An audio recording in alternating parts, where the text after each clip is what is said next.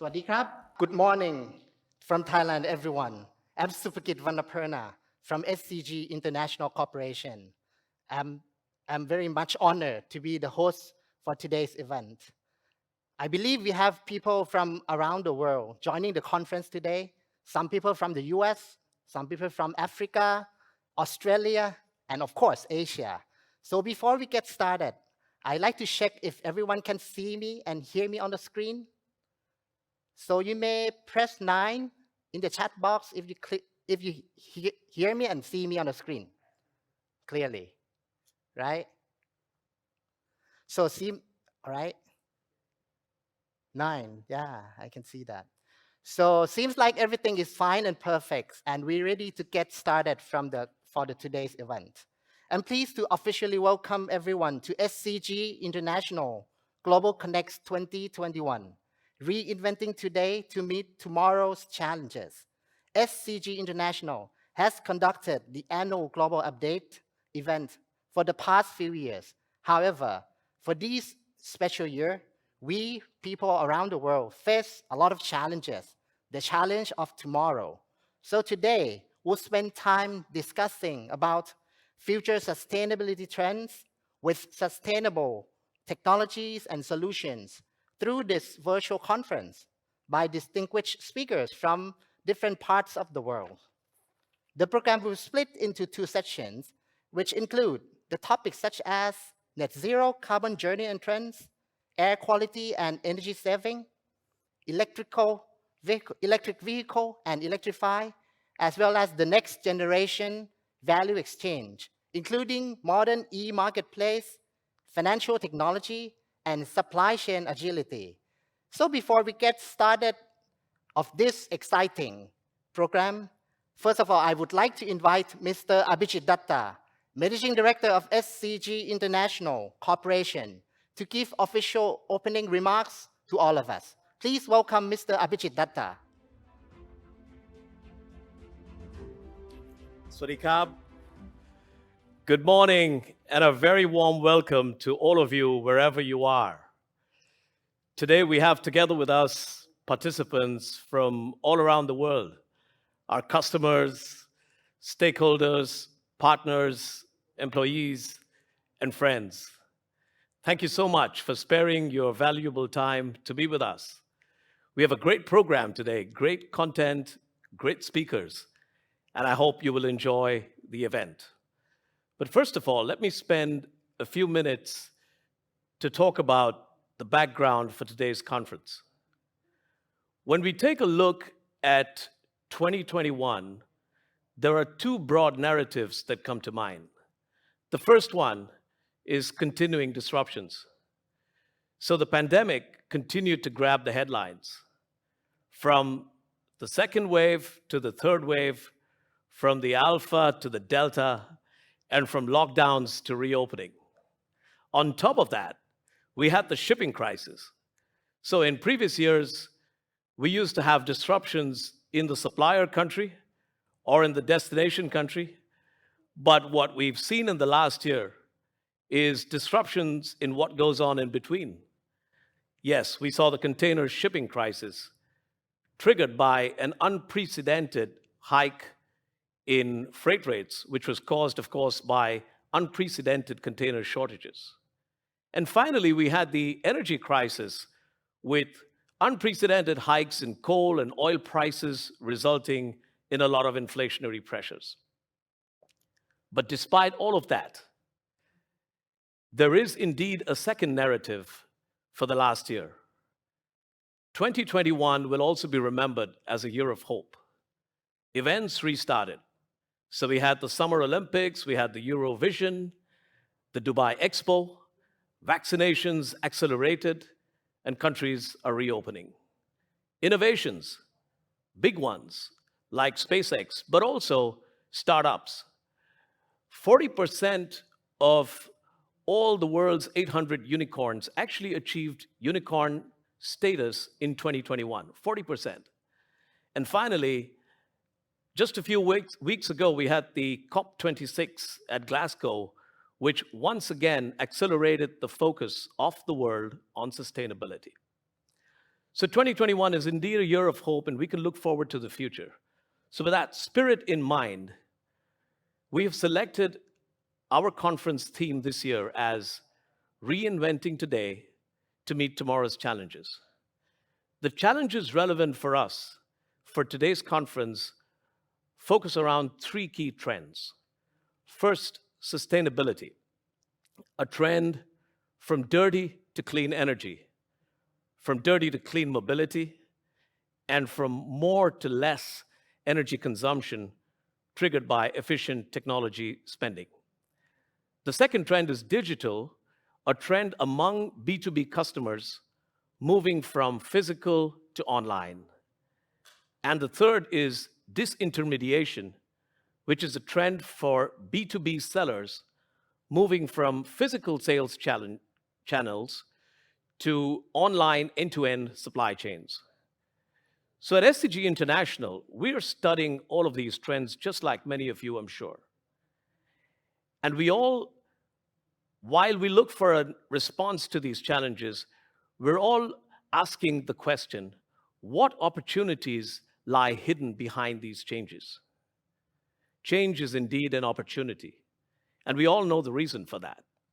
Every time there's change, it brings with it a new business model. That business model causes conventional players to get disrupted.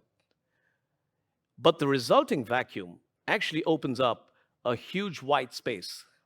And this white space eventually gets filled up by a completely new set of players.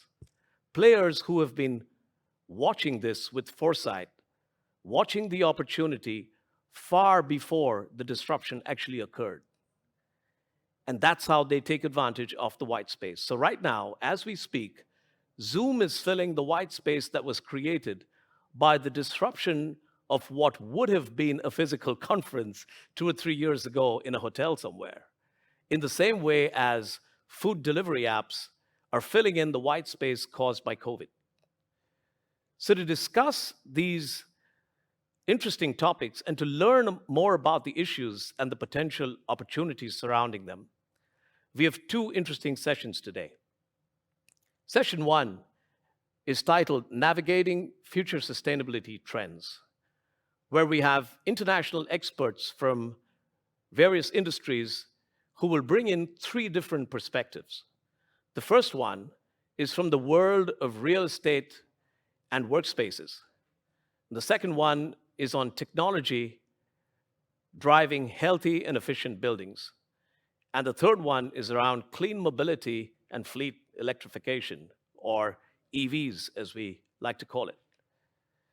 Session 2 is around the next generation value exchange, where our own SCG International team will share ideas, thoughts, and initiatives, including real-life use cases, covering 3 perspectives. The first one is a modern e-marketplace.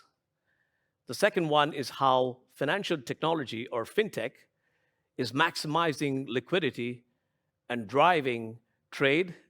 And the last one is what a new normal supply chain would look like in the future. So we look forward to some great content today.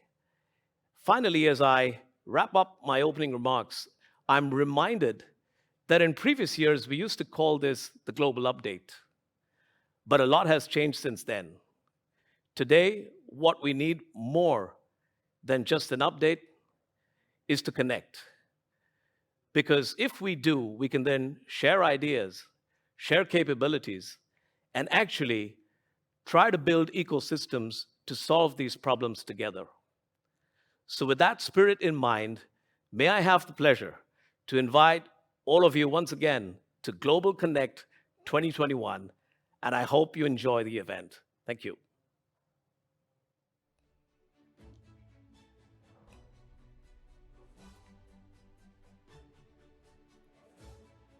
Thank you so much, Mr. Abhijit Datta, for the opening remarks. I believe that all of you can see that we have a lot of challenges and a lot of exciting program ahead. Without further delay, let's get into the first section, Navigating Future Sustainability Trends. And it is our great honor to have Mr. Datta himself as a moderator. So please allow me a few seconds to give all of you a brief introduction of Mr. Datta. Mr. Abhijit Datta is the Managing Director of SCG International Corporation since January 2020. Having global presence in 20 countries, SCG International is a part of SCG Group, which is one of the leading industrial conglomerates in Asia. In February 2018, Mr. Datta joined SCG International as India Business Director. The appointment was a return to SCG Group after having served earlier with the group from October 1999 until June 2009 in various capacities, the last of which was a CFO of Long Son Petrochemicals Complex in Vietnam. Now I'd like to hand over the stage to Mr. Abhijit Datta and our distinguished speakers. Please give the big round of applause to all of them.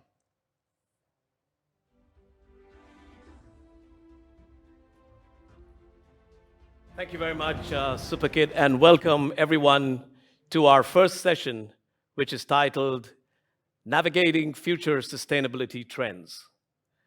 We're honored today to have with us three world-class speakers who will share their thoughts, following which we're going to have a very interesting Q&A panel, which you don't want to miss.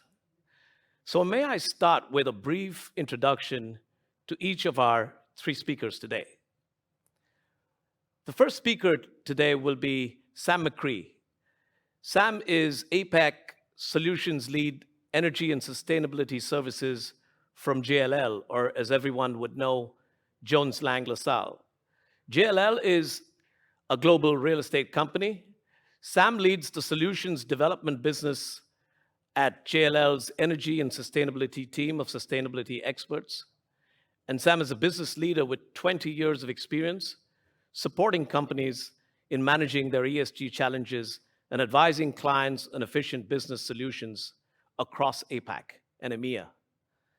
And today, Sam is going to talk to us about the net zero carbon journey, global trends, and some important points about COP26. Our second speaker for today is Israel Bhiran. Israel is the founder and executive vice president of Enverit Systems at Boston. He's also former CEO and founder of Applied Cleantech Israel, a water treatment company, as well as founder COO of Molecular Cytomics at Boston, a medical diagnostics company. Israel is an executive and consultant in multiple startups in the medical, environmental, and energy fields. And finally, but not the least, our third speaker today is Alex Bettencourt, Senior Managing Director of Black & Veatch, a global organization providing innovative solutions to the world's most important needs. He's worked in critical infrastructure for his entire career and could assist many organizations in driving infrastructure modernization, ADMS, DERMS, distribution automation, digital substations, and so on, and developing businesses that leverage transportation, electrification, especially fleets. So those are our three speakers, very distinguished in each of their fields. So may I now start with our first speaker, Sam Mccree. Please join me in welcoming Sam, who will share her presentation. Sam Mccree, please. Thank you so much for that introduction. Can everybody see my screen? I'm just going to check. Okay, fantastic.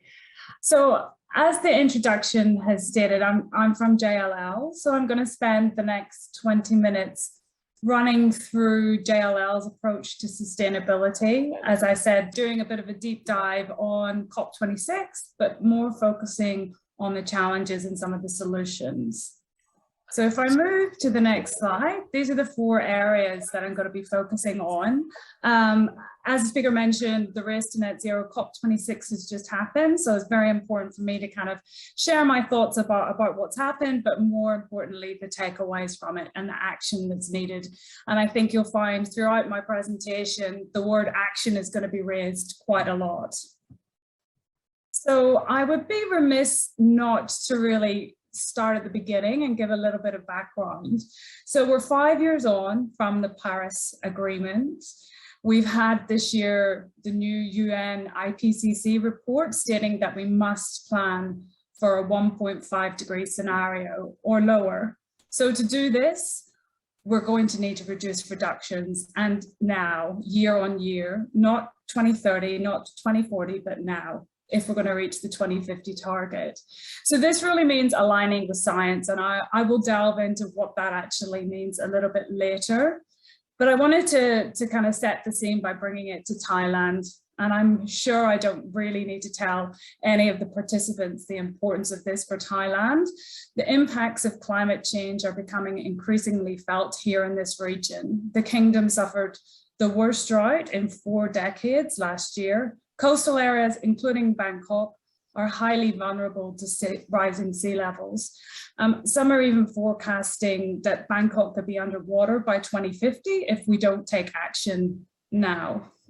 So I'm not saying this to depress you, but I'm just trying to reinforce the importance of everyone acting now with pace and scale, especially, I'm sure, the participants in this conference. Businesses, the private sector has a crucial role to play given their impact, but more importantly, their ability to make change.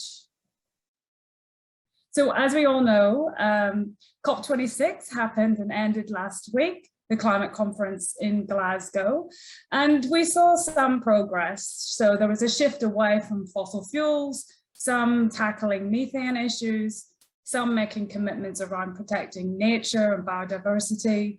But as we all know, there is still a long way to go to keep the 1.5-degree scenario alive. Next year, countries will regroup again at COP27 with the expectations of reductions over the last year, but stronger commitments. So in the run-up to COP27, businesses, as I said, will have a really important role to play. So if you haven't already, or if your business hasn't already, there will be a very strong expectation to set and implement your net zero carbon strategy. Also driving meaningful operational carbon efficiencies. More importantly, understanding your value chain. This is a big part of the process that many companies are going through at the moment. So understanding your scope 3s that I'll talk about a little bit later. And then finally, understanding your remaining emissions.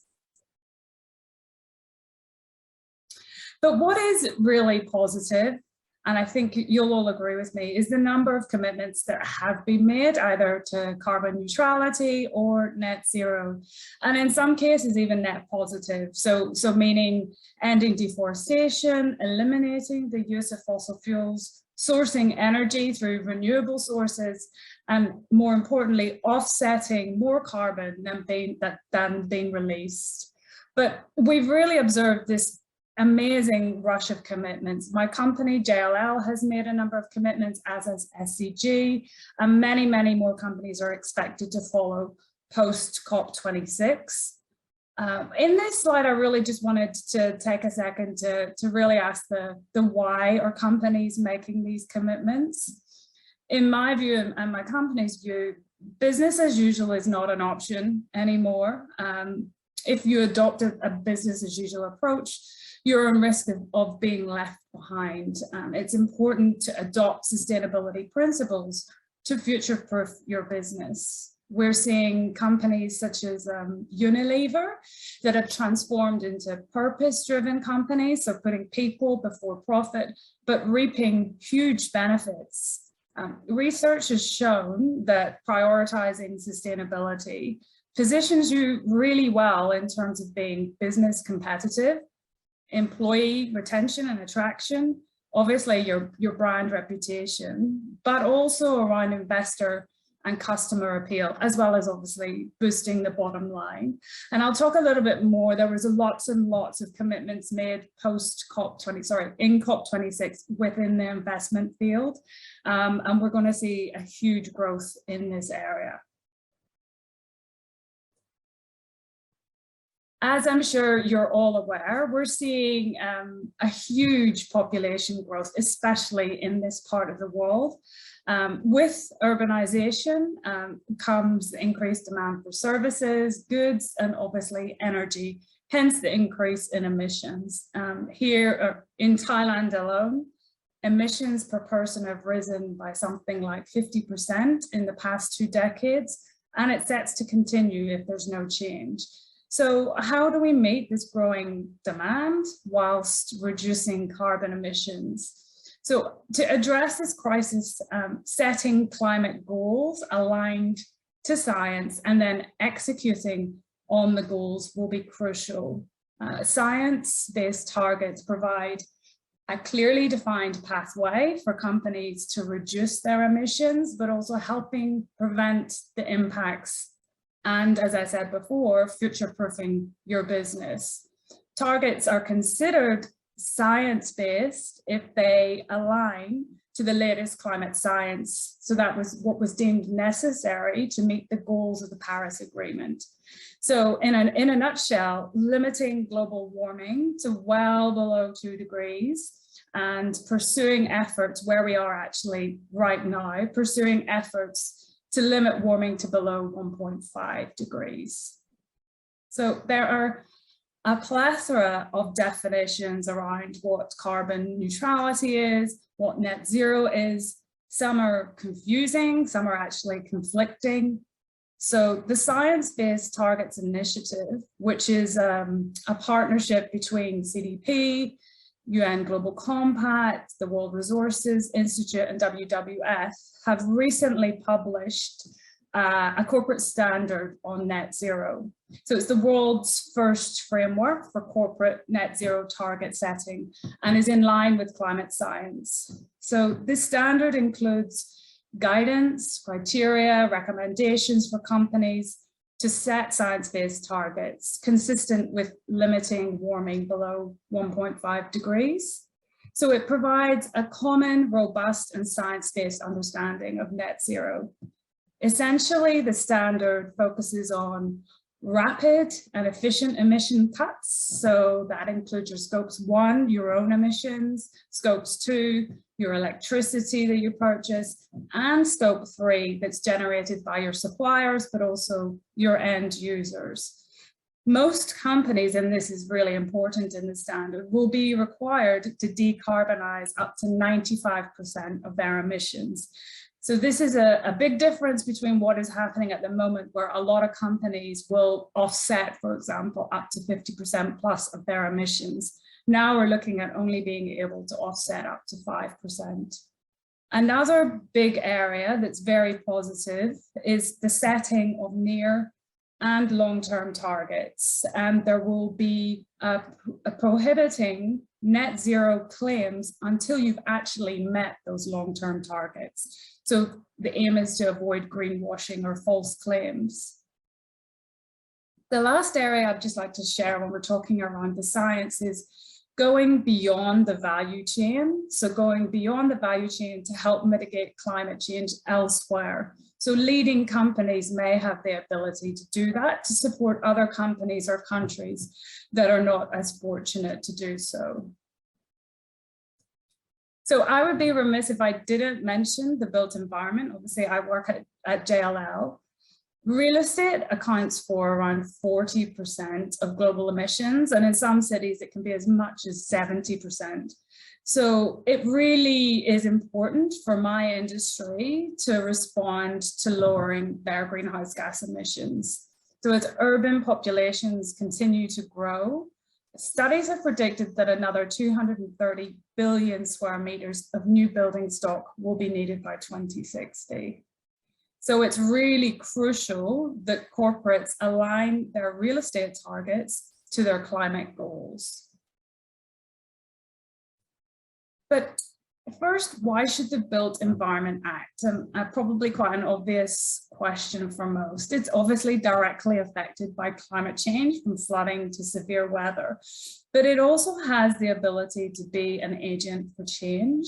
The built environment, it can be a solution Buildings have the ability, in some cases, to act like trees, capturing carbon, purifying the air, regenerating the environment. The design can incorporate nature-based solutions and materials that are far less carbon intense than, say, for example, steel or concrete. So I'm talking about timber or hempcrete that sometimes can be reduce emissions up to 50%. So in recognition of the importance to address ESG or sustainability challenges that we face, our clients are telling us that sustainability is up there as one of the top 3 decision-making factors in most of their business decisions. So what is this telling us? It's important as much as location and cost for the built sector. So this is across all of our clients, from building owners, developers, tenants, investors, all prioritizing ESG as part of their everyday business decisions. As I mentioned before, buildings are responsible for around 40%. This includes the embodied carbon, so how they're designed and constructed, but also their operational carbon emissions. The energy demand and the building stock will increase with population growth, we know for a fact. So we're going to need to manage the emissions and act with pace and scale. The expectation is that 100% of buildings that are due to be completed by 2030 are at net zero in terms of their operations, and at least 40% in terms of their embodied carbon, so how they're designed or constructed. When we are talking about 2050, all new and existing buildings will need to be at net zero carbon across their whole life cycle. That's a very ambitious challenge, especially with aging assets. So if you can imagine in your city, what could it possibly look like? Green, healthier, more climate resilient cities. So as well as constructing and designing more sustainable buildings, retrofitting existing buildings and transitioning them to renewable energy will be really important in moving the dial. I thought it would be really important to demonstrate to all the attendees that this is not just advice that JLL is passing on to our clients. We are also on this journey as well. So just touching a little bit on our sustainability journey. So we've actually been on this journey since 2015. We've had very strong internal leadership and very ambitious targets. Our global ESG lead has just returned from COP26, where we were sharing our story and our commitments. We have a very strong position to publish our commitments and also our achievements. And we do this year on year through our sustainability report. I'm not going to go into all the targets that we have, but just to highlight the 2 key milestones for us. The first is by 2030 for all our leased assets that we occupy to be net zero. The second, which is a lot more ambitious, is by 2040 that we will be net zero across our entire portfolio. That includes our scope 3, and we've done this through signing up to the climate pledge. There are a number of areas that we need to focus on to be able to do this, and we are still on that journey. One is obviously looking at how we lease buildings to ensure they're green leased, to ensure they're of the highest certifications. At the start, you would have seen a video around electric vehicles. We will be transitioning all of our fleet to electric vehicles by 2030. Also, in terms of the buildings that we lease as well, we will be driving down efficiencies, looking at zero waste to landfill, our water consumption, applying new technologies as they come up, as well as circular economy principles. We've actually just finished the design of our new Thai Bangkok office, where we've applied circular principles and achieved the highest level of green building certification. But for us, JLL, The most significant emissions that we have are those associated with the buildings we manage on behalf of our clients. That's our scope 3.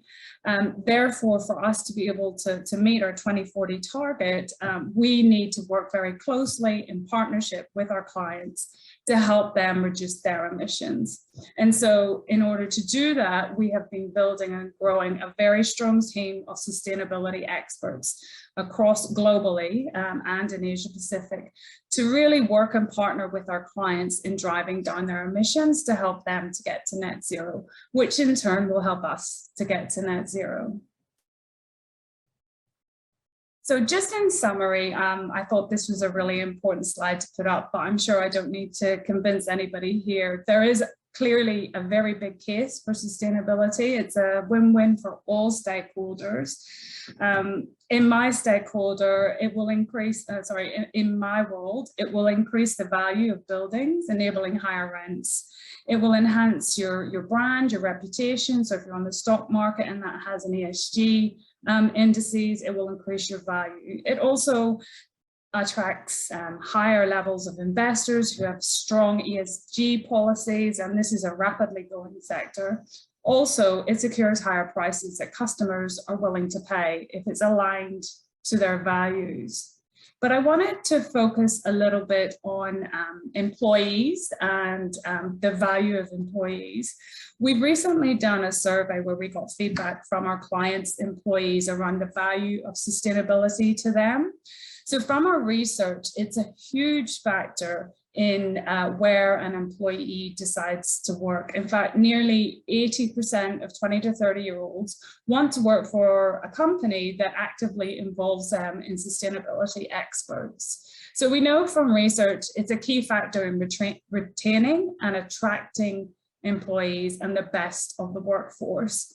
It also helps in terms of providing employee volunteering days, establishing eco-champions, urban gardens are all positive things that employees are looking for.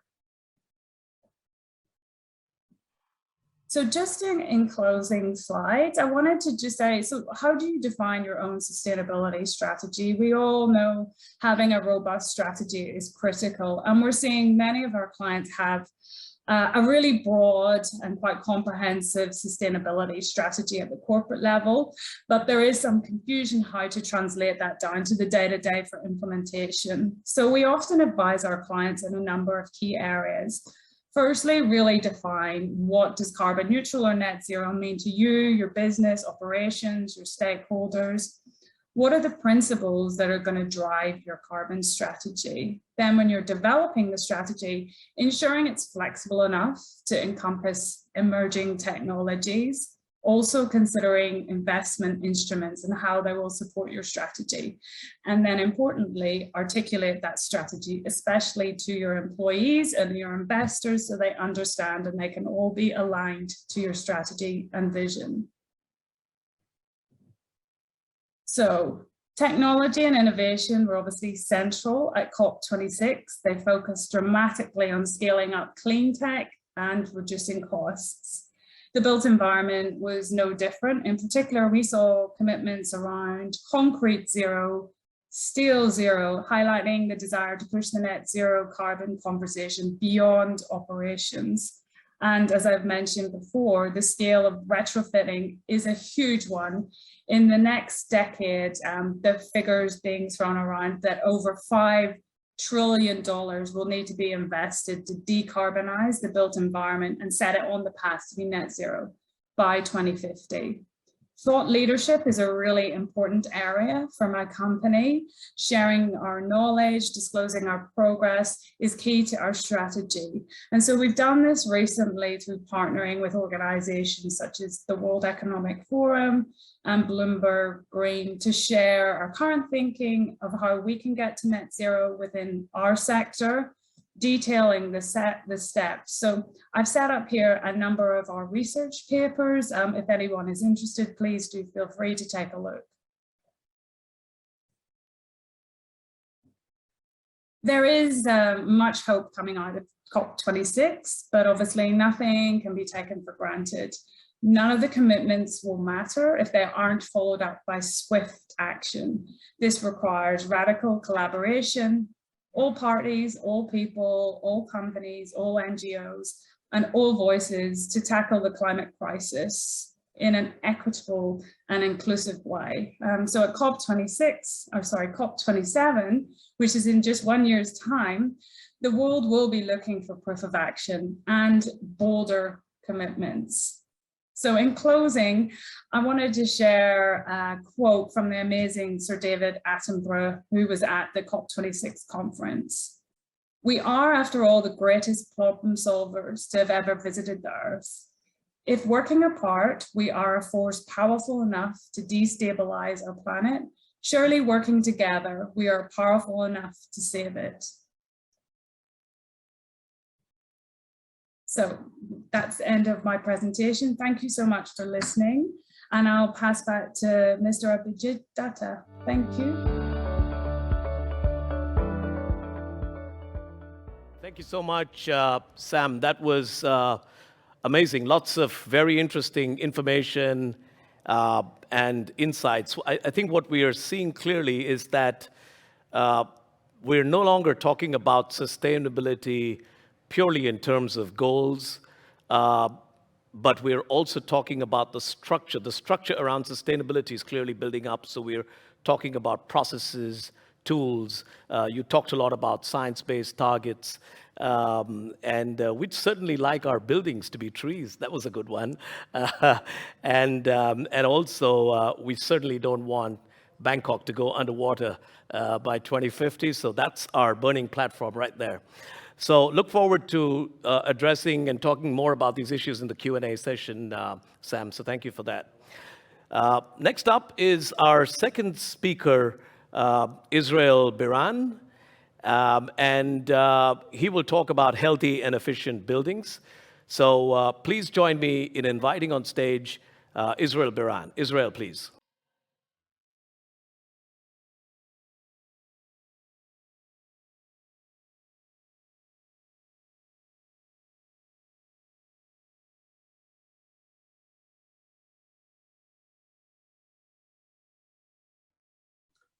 Good morning, everyone, and thanks for the invitation to speak in this great event. I'm going to talk with you today about efficient building and how we maintain good indoor air quality and still save energy. Let me share with you my slide. Okay, so I'm the founder of 𝐸𝐴𝐺 System, and we work with a partnership, a great partnership with SCG. So just a few words about 𝐸𝐴𝐺, a company located in Boston, founded in 2010, commercial since 2016. Backed by great investors and partners, including Breakthrough Energy Ventures, which is the fund of Bill Gates and Jeff Bezos and other billionaires to support the reduction in carbon emission and fight the global warming. We have many technologies, many patents around the sorbent ventilation technology, which is a clean indoor air technology. We are recognized by many entities and leaders in the industry, specifically won the award for the product of the year from the ASHRAE, which is the body that regulates HVAC in the US and many other countries. We work on the commercial building space and deliver air quality, energy saving, and capital cost savings, working in markets in the US, in Canada, and Israel, and with SCG in Thailand and Singapore. Our main value proposition, and I'll get to that also in my presentation, is reducing CapEx, reducing the cost of HVAC systems, reducing, of course, the operational cost and saving energy, improving indoor air quality, and also providing a lot of green points, LEED or WELL, to commercial buildings. We have two lines of technologies and products. One is the sorbent ventilation technology that basically remove gases, filter gases from indoor environment, including CO2 and VOC. Very unique technology, based on a very advanced material sciences. And the other line of technology is filtration for particles. So basically technology that remove any particles, including viruses, from the indoor environment. This is just an example of a classroom with a filtration technology that remove the viruses and particles. These are main market in the US, classrooms, basically providing a safe and healthy classroom with the removal of the viruses. The other technology, the sorbent ventilation technology, coming in different modules, including integrated into a large HVAC system. And you can see here the technology integrated into a Daikin HVAC system, basically providing indoor air quality and energy saving. We work with many big clients in the different territory that we are working in. and you see some of our buildings and commercial buildings, office and schools, and also supported by many agencies, specifically in the US. As I say, backed by great partners and investors, including Breakthrough Energy and of course SCG.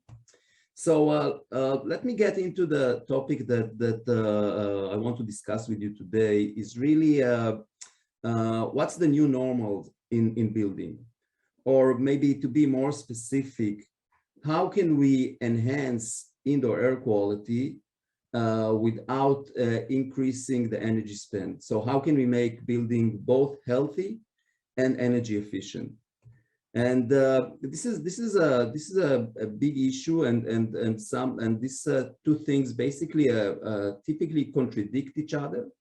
And the old paradigm before COVID, the way buildings are designed today, and we hope this will change post-COVID. But the idea was that in order to keep the indoor air quality good, there's need to be a lot of air coming from the outside. So typically the best air quality would be achieved if in every hour the air inside a classroom like that will be changed 3 to 5 times.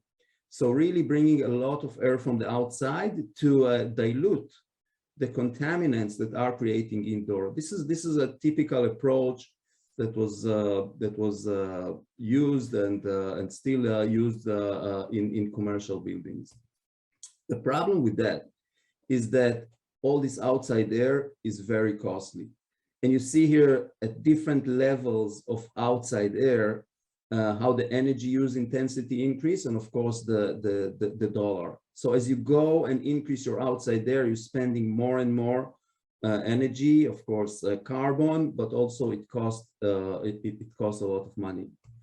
The other problem with the approach that is currently used in building is that the air outside is not as clean as it used to be. So before, in the HVAC industry, the outside air was called fresh air, and as we all know today, this is not fresh anymore.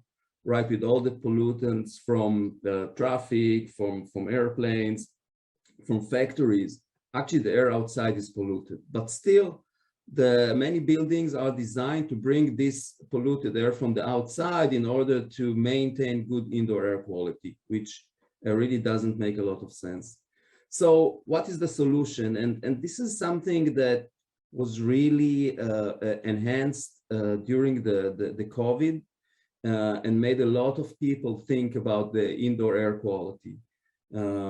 Talking about the virus in the air really required to think about the solution and the way we are ventilating building and the way we are maintaining the good indoor air quality. And really at the end, the conclusion, and this is Bill Benefeld, which is the past president of ASHRAE, and actually was the chair of the ASHRAE Epidemic Task Force. So he's the guy that was making the decision about HVAC in buildings in the US and many other countries. The conclusion now is that we have to find an alternative to ventilation, alternative to the way we used to bring a lot of outside air from the outside. So a way that will enable to keep building healthy, but also not spend so much energy. So really, we are talking now about a new paradigm or a new normal. And the parameters that affect that is there's three parameters that we need to take into account. One is affected by COVID, right? We need to make sure the indoor environment is safe and healthy. And then there's the climate crisis, right? We cannot just spend a lot of energy in order to achieve the first parameter of healthy buildings. So we cannot just bring a lot of outside air that we need to cool in a hot and humid environment or heat in a very cold environment and just produce a lot of carbon and carbon emission. And then the other parameters that need to be taken into account is the pollution in the outside air. The outside air is polluted either from pollution from industry or vehicles or from wildfire. So the solution of bringing polluted air from the outside is not correct. So really we need to have a new approach that will enable to have good indoor air quality without energy intensive solutions. And the solution for that is a combination of filtration and air cleaning, a very advanced filtration and air cleaning of indoor air cleaning, which will be combined with a little bit of outside air. And this will enable to achieve both air quality and the energy goals of our society and of course of every company. So this is what we call the clean first approach to achieve both sustainable IAQ without spending a lot of energy. So first would be, of course, to set the goal, right? We want to have what's the air quality we want to have, the indoor air quality, what's our green goals, is it LEED, well, what's the standard that we are planning to use in our building. So once we set that, we can implement the solution for that, the solution that will not require a lot of energy, and this will be a combination of air cleaning and of course a little bit of outside air. And the step 4 is of course to monitor that, so to make sure not only on the design stage of buildings or the design of the project, but also make sure that the systems and everything is working correctly over time and actually producing and achieving the goals that we set for our building. So and 𝐵𝑟𝑒𝑑 is in this second phase of providing the air cleaning solution that will enable to reduce the energy spent on ventilation, and the sorbent ventilation technology enabled to basically clean all the contaminants that are created indoor.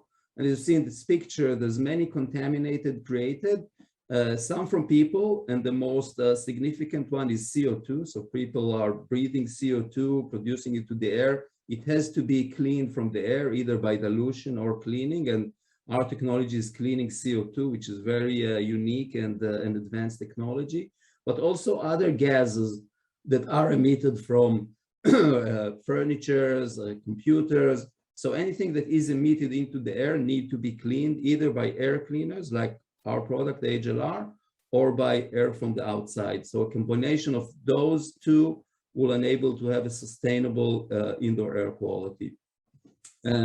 Just a few words about our product. This is our product. It's a size of a home refrigerator. It has a special filters with a special sorbent, special material inside that can very efficiently capture CO2 and other indoor gases and basically clean them, so enable a very good indoor air quality without bringing a lot of outside air.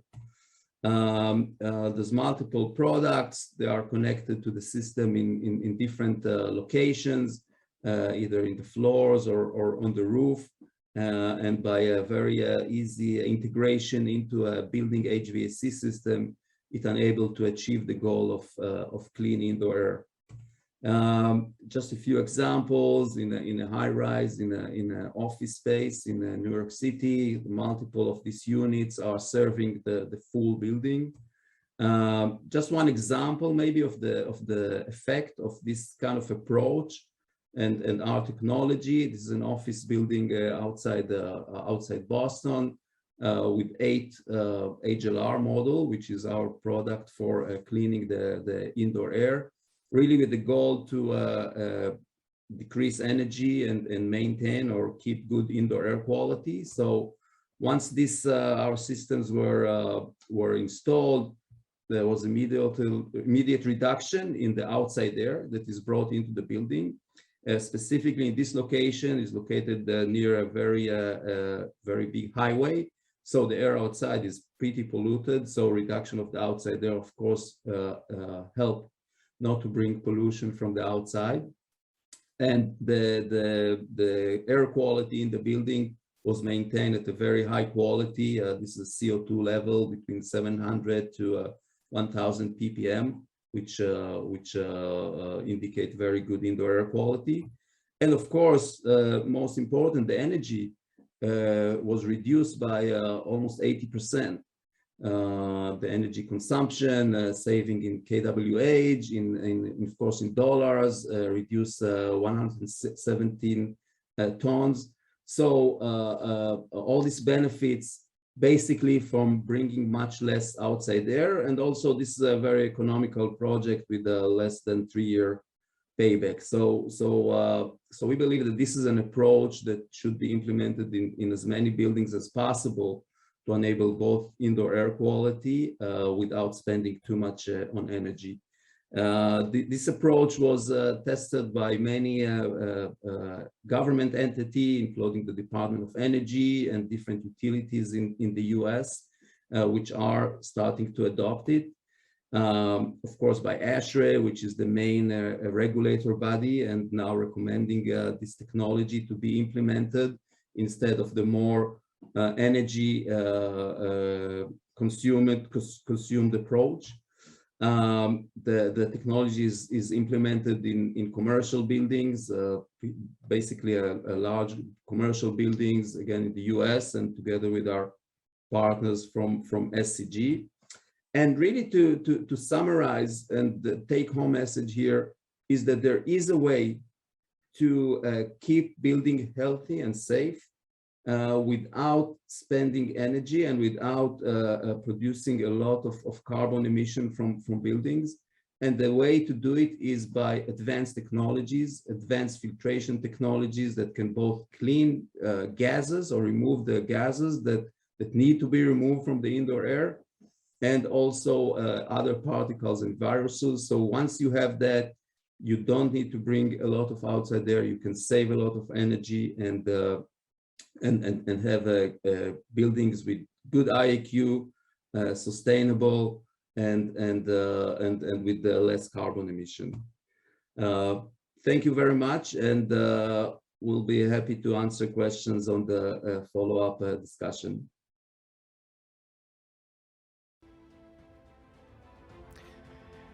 Thank you so much, Israel. And I think you hit the nail on the head when you talked about the apparent contradiction between the goals of healthy buildings on the one hand and efficient buildings on the other. So we were trying to bring in the external air to reduce energy consumption, but now that external air is not fresh. So that's the challenge that you're working on, and it's great to know that Enverit is working on phase 2 of this, and I'm sure we will talk more about this during the Q&A panel. So finally, next up is our third speaker for today, Alex Bettencourt, and Alex will talk about electric vehicles or clean mobility or fleet electrification. So please join me in welcoming on stage Alex Bettencourt. Alex, please.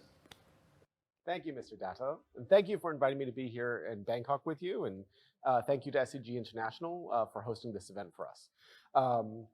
My name is Alex Bettencourt, and I'm with Black & Veatch.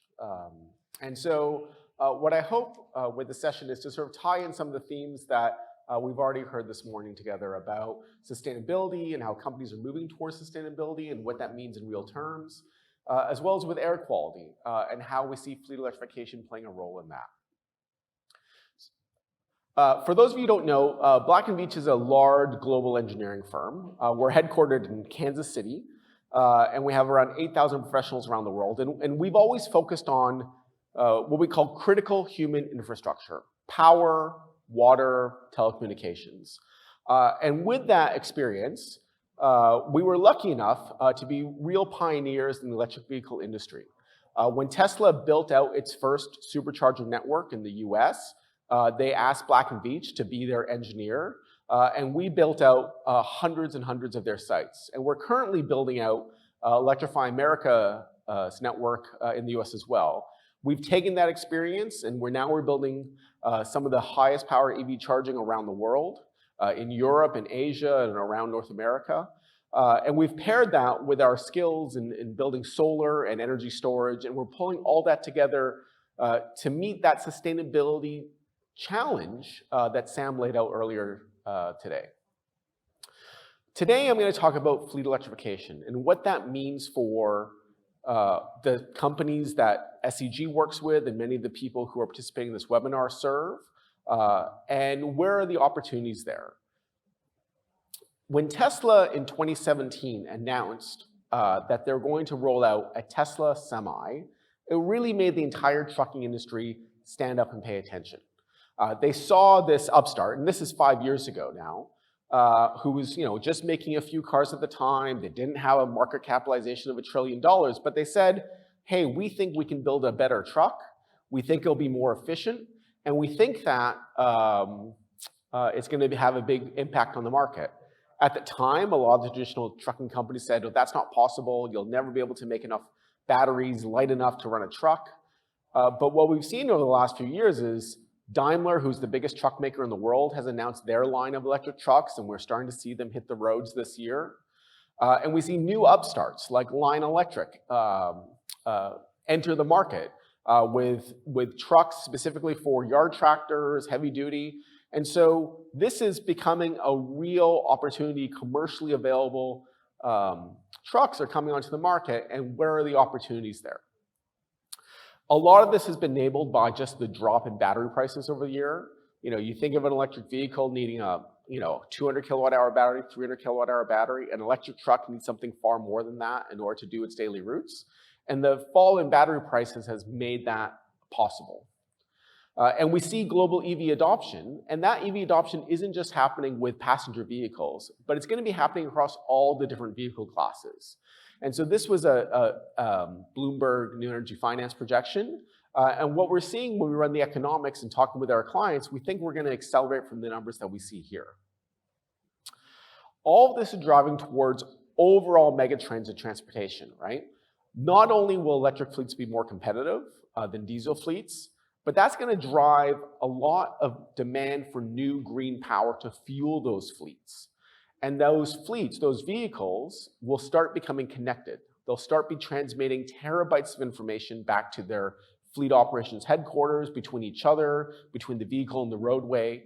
And we're seeing moves into autonomous vehicles. We don't see autonomous vehicles entering the busy streets of Bangkok anytime soon, but we see the technology being fairly available and probably working today about getting from one city to another along major highways. And we see that regulatory change will happen over the next few years that will allow autonomous trucks to move from one city to the next. And while it might seem a little space age, a little Jetsons, we are starting to work on electric aviation projects, both for fixed-wing aircraft and vertical takeoff and landing aircraft. And we see great opportunities in electric aviation in reducing emissions, especially with short regional flights. So one of the things that Mr. Datta mentioned right at the beginning was disruption and the opportunity associated with that disruption. And when we think about, and this is a US example, about $1 billion a day is spent on gasoline and diesel in the US, and about $1 billion a day is spent on power. And there's an opportunity to transfer a massive amount of value and wealth from the traditional oil and gas companies to the power companies and the other partners who take advantage of this disruption. This transformation is occurring across transportation, and it's being driven by the things that we talked about, but it's also being driven by sustainability. You know, one of the things Sam talked about was companies are really paying attention to their scope 1, 2, and 3 emissions. And we're working with many of the Fortune 100 companies on helping them implement their sustainability. And what we see is that they do the easy thing first. And the easiest thing you can do to make your sustainability is to start buying green power, right? You sign a contract, you pay a few more cents per kilowatt hour, or maybe even at par for the kilowatt hour, and you're able to reduce the amount of emissions from the power you use. The second thing that we're seeing large companies do is look at their fleets, how they handle logistics, and moving from a diesel fleet to an electric fleet, requiring your suppliers to move from diesel vehicles to electric vehicles, is the second tier that we're seeing companies go after when they're trying to drive their sustainabilities. And then the third tier, the most hard tier, is them going right into their operations and changing their processes and swapping out their factories. And they are getting there, but we see fleet electrification as being the second tier after they started to purchase renewable power. So there's a lot of reasons why companies are going to be doing this. We see some of the world's largest companies already make dedications to electrification of their vehicles, but this is going to be a much easier transition if it also pencils out.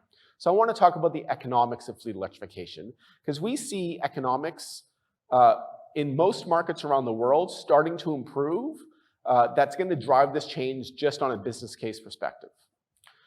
The capital costs of these vehicles are higher, and the spread between a diesel vehicle and an electric vehicle is about, it's coming around a 30 or 40% premium. We expect that spread to decline over time as we get economies of scale on both battery production and on vehicle production, but it still is a bigger upfront capital cost in terms of both the vehicle as well as the charging infrastructure. But when you compare that to the operating costs, there is still significant savings to be realized, right? On the fuel side, and this is in Ontario, I'm from Toronto myself, and so this is a case study from the province of Ontario where Toronto is located in Canada. And so when we look at the fuel costs there, it's about 42 cents per kilometer to run a diesel truck. And when we compare that to the cost of electricity, and the cost of electricity in Ontario is a pretty middle-tiered price market, it goes from anywhere between 10 cents to 23 cents depending on the time that you use your power. And with that, we believe that the move from diesel to an electric can save a significant amount of money. There's also the savings that come from maintenance, right? An electric vehicle has far less moving parts. There's no oil change. There's no sparks plugs. There's no emission systems. And just brakes, electric motors, windshield washers, that is where the maintenance is. And we think that there'll be significant maintenance savings. And when even you add in the cost of charging, and we've built a lot of charging, so we have a good perspective on how much that is, we're still seeing savings in fleet electrification of anywhere between 7 and 23%. Now, logistics is a tight margin business. Many of these companies are working on 5, 6% margin. And so their ability to reduce their costs by 7% is doubling their profits. It would also make those fleets far more competitive when bidding for projects and bidding for logistics contracts with many of those Fortune 500 companies that have sustainability goals. And so we see both pressures on just the pure economics of running a cheaper electric fleet, as well as the demand associated with sustainable logistics increasing over time. All of those economics is going to create new flows of value, right? That disruption creates, and Mr. Datta used a great word, white space of opportunity, around where the money used to flow. It used to flow to the mechanics, it used to flow to the vehicle makers, and it flowed to the oil companies. And in this new electric model, there are many more players that need to get involved. And while people think that a lot of the money is going to flow to the power companies, about what we found when we studied it is about half the money that gets spent on oil and gas is going to be spent on the power. But there's all these new opportunities around service providers, the builders of the charging infrastructure like Black & Veatch, the makers of the chargers like ChargePoint and Greenlots and ABB, the people who are going to maintain and operate all these systems and all the software associated with that. There's going to create new flows of value. And you can see from SCG's presentation right at the beginning, they see the opportunity here in trying to capture some of this value for themselves. You can't treat all fleets the same. There are different parameters for each of the fleets that you see on this screen, and it's important to ensure that your economics work. One of the areas that we see probably the best opportunity in the short term, and it's because the capital cost isn't so much more expensive, is on delivery fleets. Many places around the world have seen this increase in last mile delivery. We see those vans, when we pencil out the economics, as being really good business cases for fleet electrification. The vans spend a lot of time stopped. They're going back to the same spot every single night. They have an opportunity to charge overnight when electricity is typically cheaper. And so we see the economics around delivery fleets being very good. There are some markets in the world where you have some incentives and where the power pricing is in the right structure, where even medium duty and heavy duty fleets make good economic sense.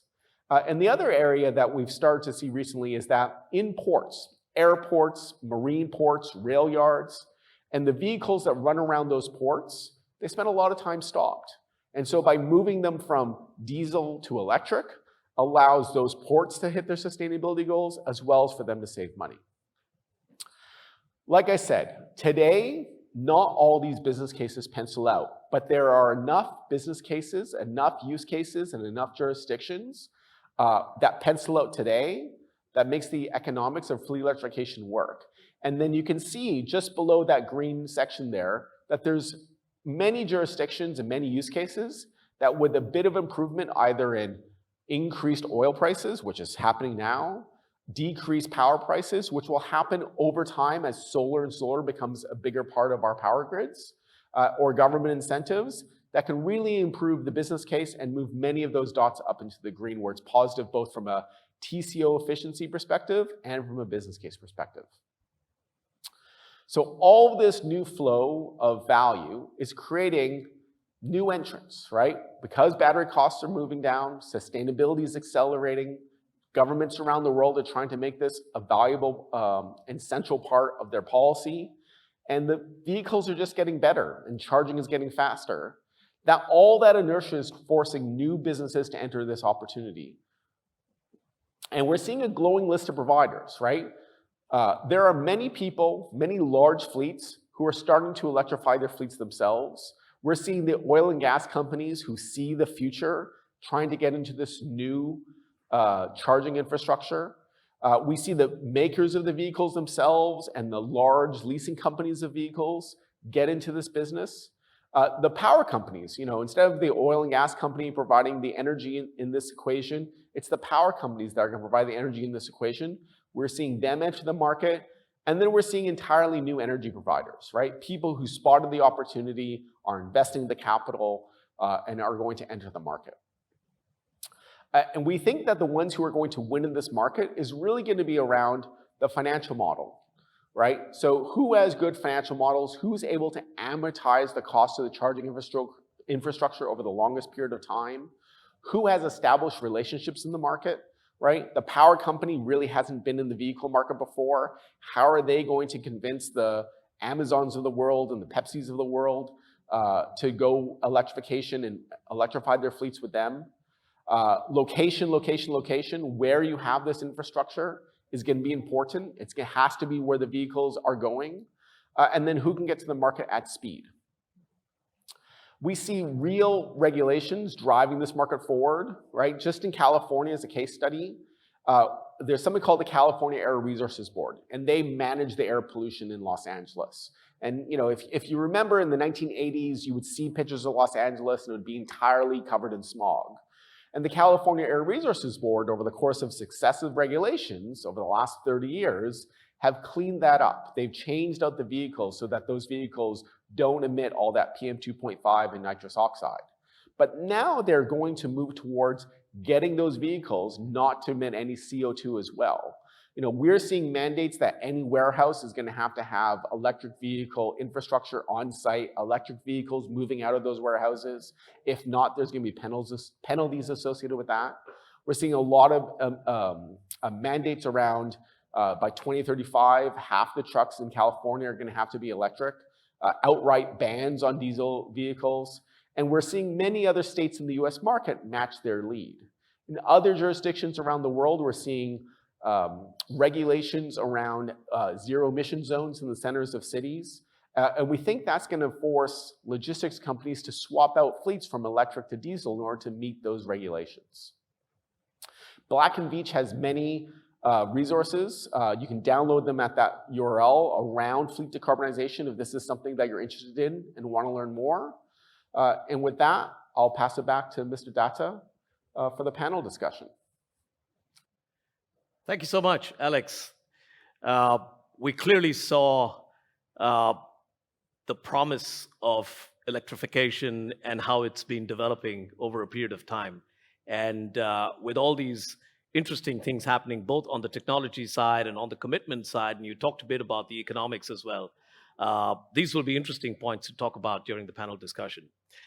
So based on these three very interesting perspectives that we have, one from the world of real estate and workspace, the other from the point of view of healthy and efficient buildings, and the last one, electrification of fleets. Let's now get into a very interesting session of discussions where we will engage with our three speakers and try to talk about three major issues. One is how can businesses play a role in actually converting some of these goals into action and implementing. And we'll also talk about the issues and challenges that we faced. And we'll try to cap it up in the end, if we have enough time, by asking our speakers about what their vision is for the future. So let me first of all start with you, Sam. And you talked a lot about how these trends are playing out. You talked about COP26. You even talked about how employees are going to influence this by preferring an employer that is actually sustainability oriented. The question is, how do you think, what kind of a role do you think businesses like SCG or even other large businesses, what kind of a role can we play to actually accelerate this trend? And if you have some practical applications to share with us, then that would be great. Sure, thanks. It's a good question. Look, I think there's many ways that a company like SCG and others can contribute. I would say from my perspective, an important element is acting as a thought leader. So being transparent in your journey, your achievements and your actions, and disclosing your findings so that other companies can learn and build from your activities. I also think education is critical. Education of your partners, your employees, obviously educating your employees will help them participate in your sustainability strategy, and also your customers. And I think sharing successes, achievements and failures is all part of the process. And as you mentioned, employees want to feel part of the process. So if you engage them in the journey, I think that will be a big plus for the success of your strategy. And the other area potentially, I think that companies like SCG can get involved in is obviously lobbying for change. Carbon pricing, greening the grid, those are very, very big issues that would take a whole other session to discuss. But maybe my final point would be around investing in new and emerging technologies. There are, as most of the panelists have already talked about, there's some really interesting startups and unicorns out there looking at low carbon alternatives. Israel gave a great presentation on the emerging air quality tech out there.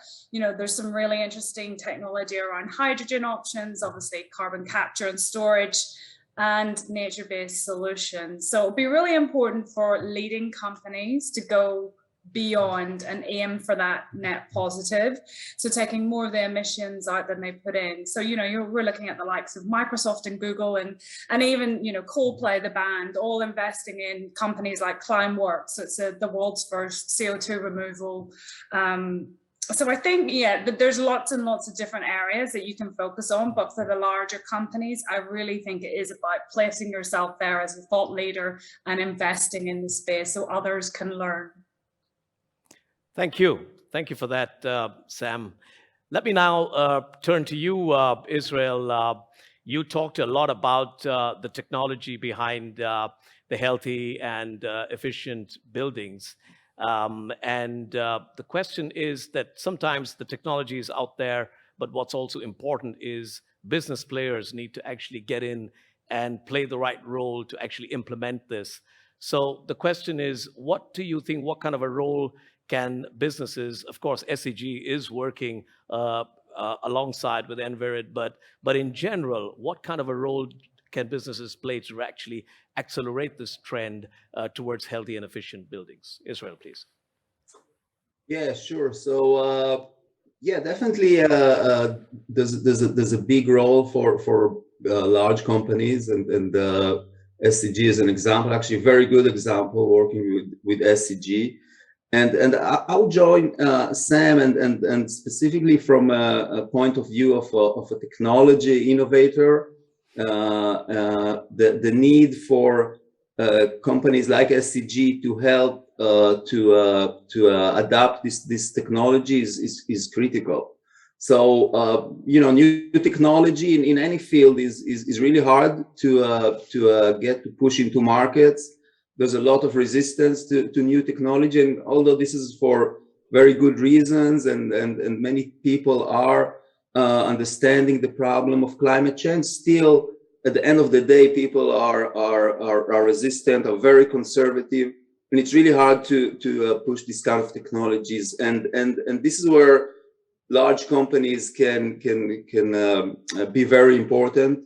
As an example, these companies, and I'm happy again that working with SCG actually doing that, they can be the first adopter. So it's always hard to get the first adopters, and if these companies can be the first adopter, can take the risk and install the technology within their, in our example, in their buildings, this is setting a great example to the market.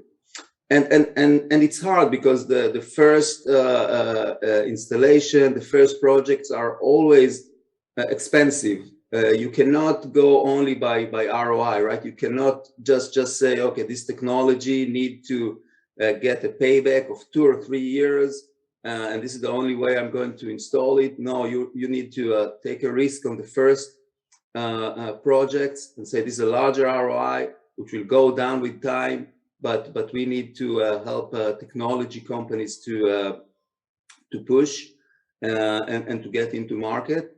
And in addition to that, large companies, and again maybe repeating Sam, but this is very important, can help with all the lobbying and the regulation and helping with governments to push these technologies because they have the connections, they have the power. And they need to help in this very early stages of technology adoption. And I'll just finally say that I also concur, Sam, that it's important that within the companies, the employees and everyone will be supportive to this kind of technology, and this is coming from the company culture. Really, employee and partner education and awareness is really a key to help the adoption of the technologies. Thank you so much, Israel. And just like Alex, you also spoke about the financial models. And that is so critical. We have to get the economics right, and which is where business can play a role. And very often we look at the capital expenditure, the CapEx, and that is indeed substantial. but how can we structure it in a way, for example, it could be servitization, there could be so many other ways. We could look at total cost of ownership. And all of these things become extremely important in terms of converting these into real actions.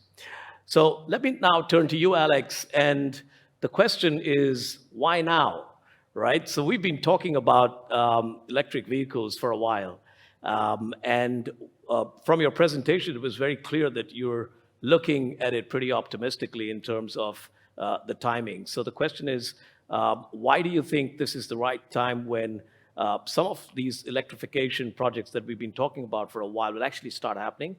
And where do you see the opportunities, especially in Thailand, but also broadly within the Southeast Asian region? Sure. So, I've been working in the EV space myself since 2017. And in 2017, I was too early. But what we're seeing now is we are seeing these vehicles become commercially available into the market. There's not going to be and what we're seeing is there's not nearly enough vehicles for the demand. There's a lot of companies with sustainability goals. There's Tesla can't make enough trucks, Daimler can't make enough trucks, Rivian can't make enough trucks to satisfy Amazon's demand over the next 2 or 3 years. Those companies will ramp up their productions. But when you think about electric charging, you can't just buy the vehicle. You actually have to put in the charging infrastructure, and that can take time, especially at a high-powered site. And so our advice to people is that you can't just go out and buy a vehicle and expect to use it. You sort of have to plan out probably 18 months in advance at a minimum to A, get yourself on a wait list for those vehicles, and then B, plan out, especially if it's a warehouse or logistics facility or a port, where are you going to put the charging, working with the utility to get enough power there. And so all those things take time. To the second part of your question is well, what's the opportunity in Southeast Asia? I remember when COVID first struck in Toronto, I noticed birds, probably for the first time ever in my life. I noticed that there was a lot more birds. And I was like, is it because there was all that noise pollution and I didn't hear them before? Was it because there was less air pollution and they came out? And all of us, all around the world, had that experience of walking out on our streets and realizing, oh, this is what it's like if there wasn't, vehicles going around all the time with both the noise and air pollution associated with that. And so I think in Southeast Asia specifically, where you have a lot of vehicles in a small area where there's been lots of traffic, I think the move to electrification can really help reduce both noise pollution and air pollution in a way that, I've demonstrated that we think it's economic, it's good for these companies to go electric, it's going to meet their sustainability goals, we think it's going to save them money, but it also has a great social impact on improving the lives of the cities. One thing in, the American market has spent a lot of time building electric vehicle infrastructure. There's a lot of people in single-family homes, big suburban homes that you see in the movies. They have a garage, they have a place to charge their vehicle. Operating a Tesla supercharger network and all the other people building those charging hubs, that's a tough business, right? You don't really need a charger unless you're going on a road trip someplace, right? Most of the time you can charge at home. But in Southeast Asia, that's not the building model. People don't have single-family homes and garages, right? And so we believe that charging hubs, places that are allowed to charge, taxis or people's vehicles or people's motorbikes, and these delivery vans, we think that we're going to see far higher utilization at those charging hubs, and we think that's probably a great opportunity in the Southeast Asian market. Absolutely. So the devil's in the details, right? So as both you and I said, the white space is out there. There's an opportunity. But then where do you go? Do you go for the heavier vehicles where the technology is still got a while to go? Or do you go for the lighter vehicles? How do you do with the charging? How do you make sure that the utilization of the fleet is the best and the optimum? So there's all of that.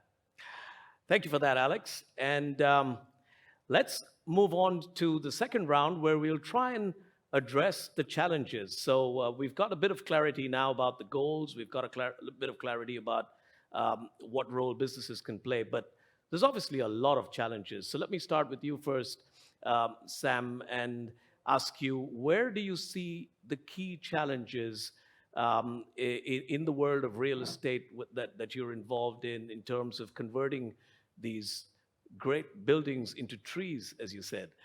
Where are the real challenges? If you could share some thoughts on that.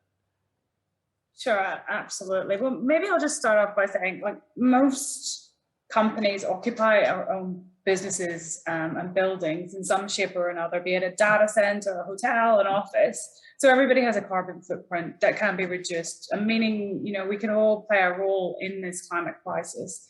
And there are quite a few drivers depending on the location. So if we think about the drivers, it could be legislation, it could be investor pressure that I mentioned before, it could be around demand from your employees or customers. I mean, as Alex has just discussed, there's a massive growth in electric vehicles because customers are demanding it and people are becoming more and more responsible. I think it's widely accepted now, it's the right thing to do for future generations. You know, companies are placing ESG and sustainability front and center in their businesses. Businesses that are doing that are demonstrating, you know, by being a purpose-driven company, you can also be a profitable one. And purpose-driven companies witness higher market share gains. You know, they can grow up to 3 times faster on average than their competitors, whilst achieving, you know, higher workforce and customer satisfaction. So when we think about the challenges, of course, there are going to be challenges with any change like this. You know, it might be put in the too hard bucket.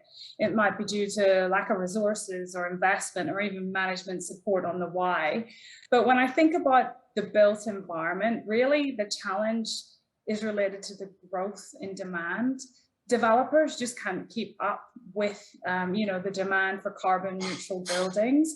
So industry really needs to look at its existing buildings, and that is a big challenge. So retrofitting, and this is going to take huge investment and the support of new technology as it becomes available. So I feel that that's an area that, you know, we'll have to focus on over the upcoming years, and it will rely on future technologies as well.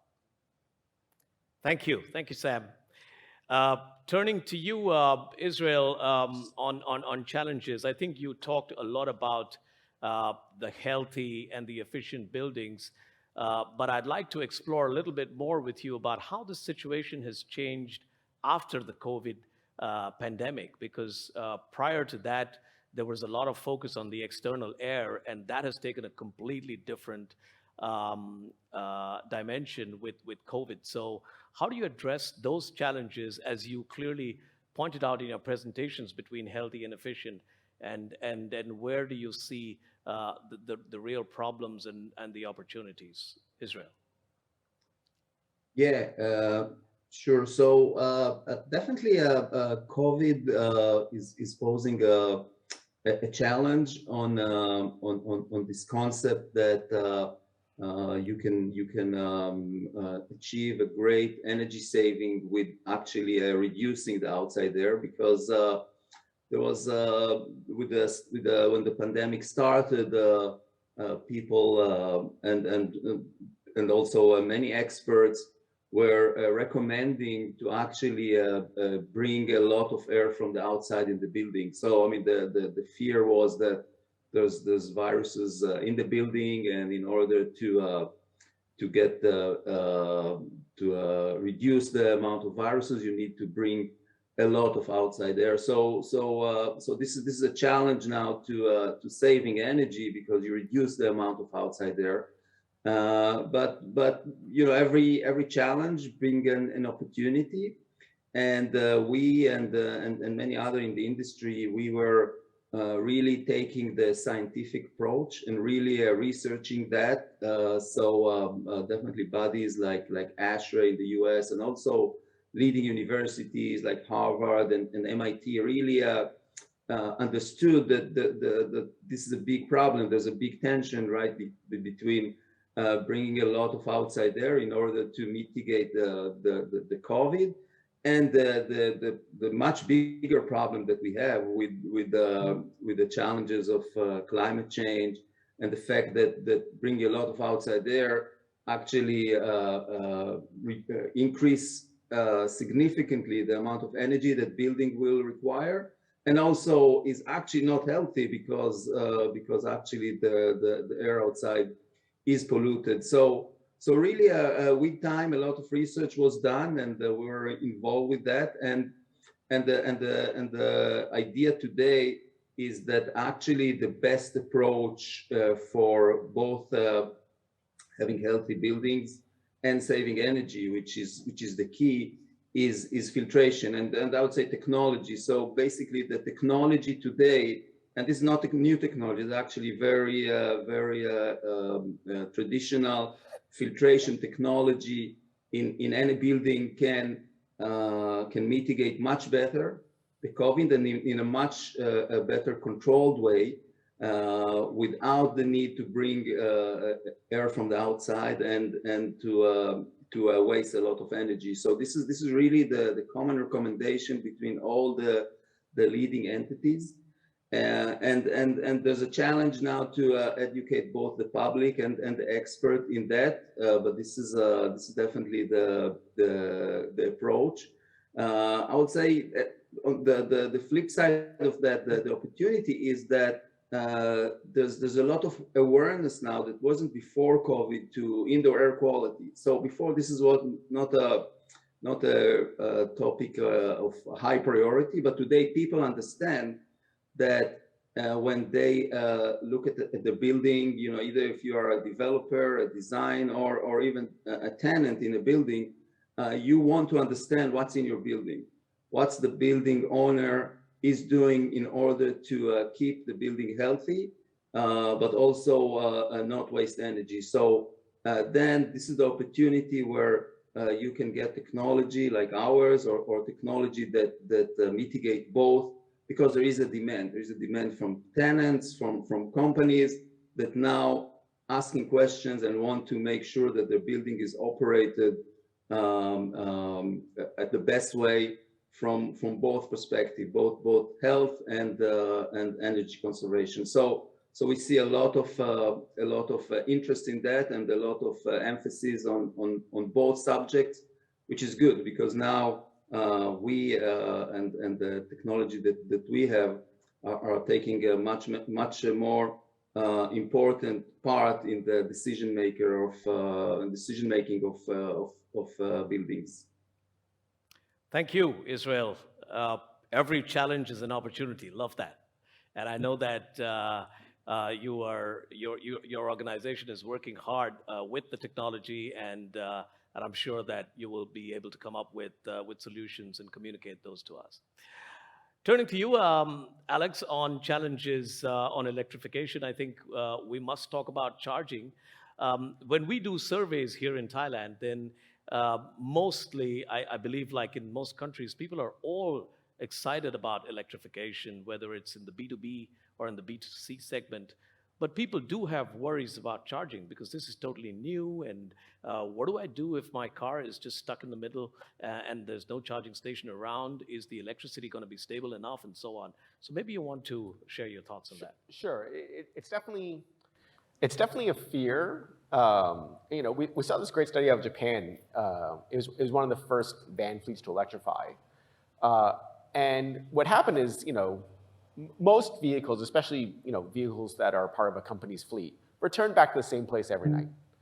And this Japanese company, you know, the people would take out their vehicles, but they wouldn't go very far. They'd go maybe 15, 20 kilometers, but they always felt like they couldn't go any further because they were worried that they would run out of power. And this was early technology, so the batteries weren't that big. So the company installed chargers, you know, at that 15-kilometer mark away from the depot.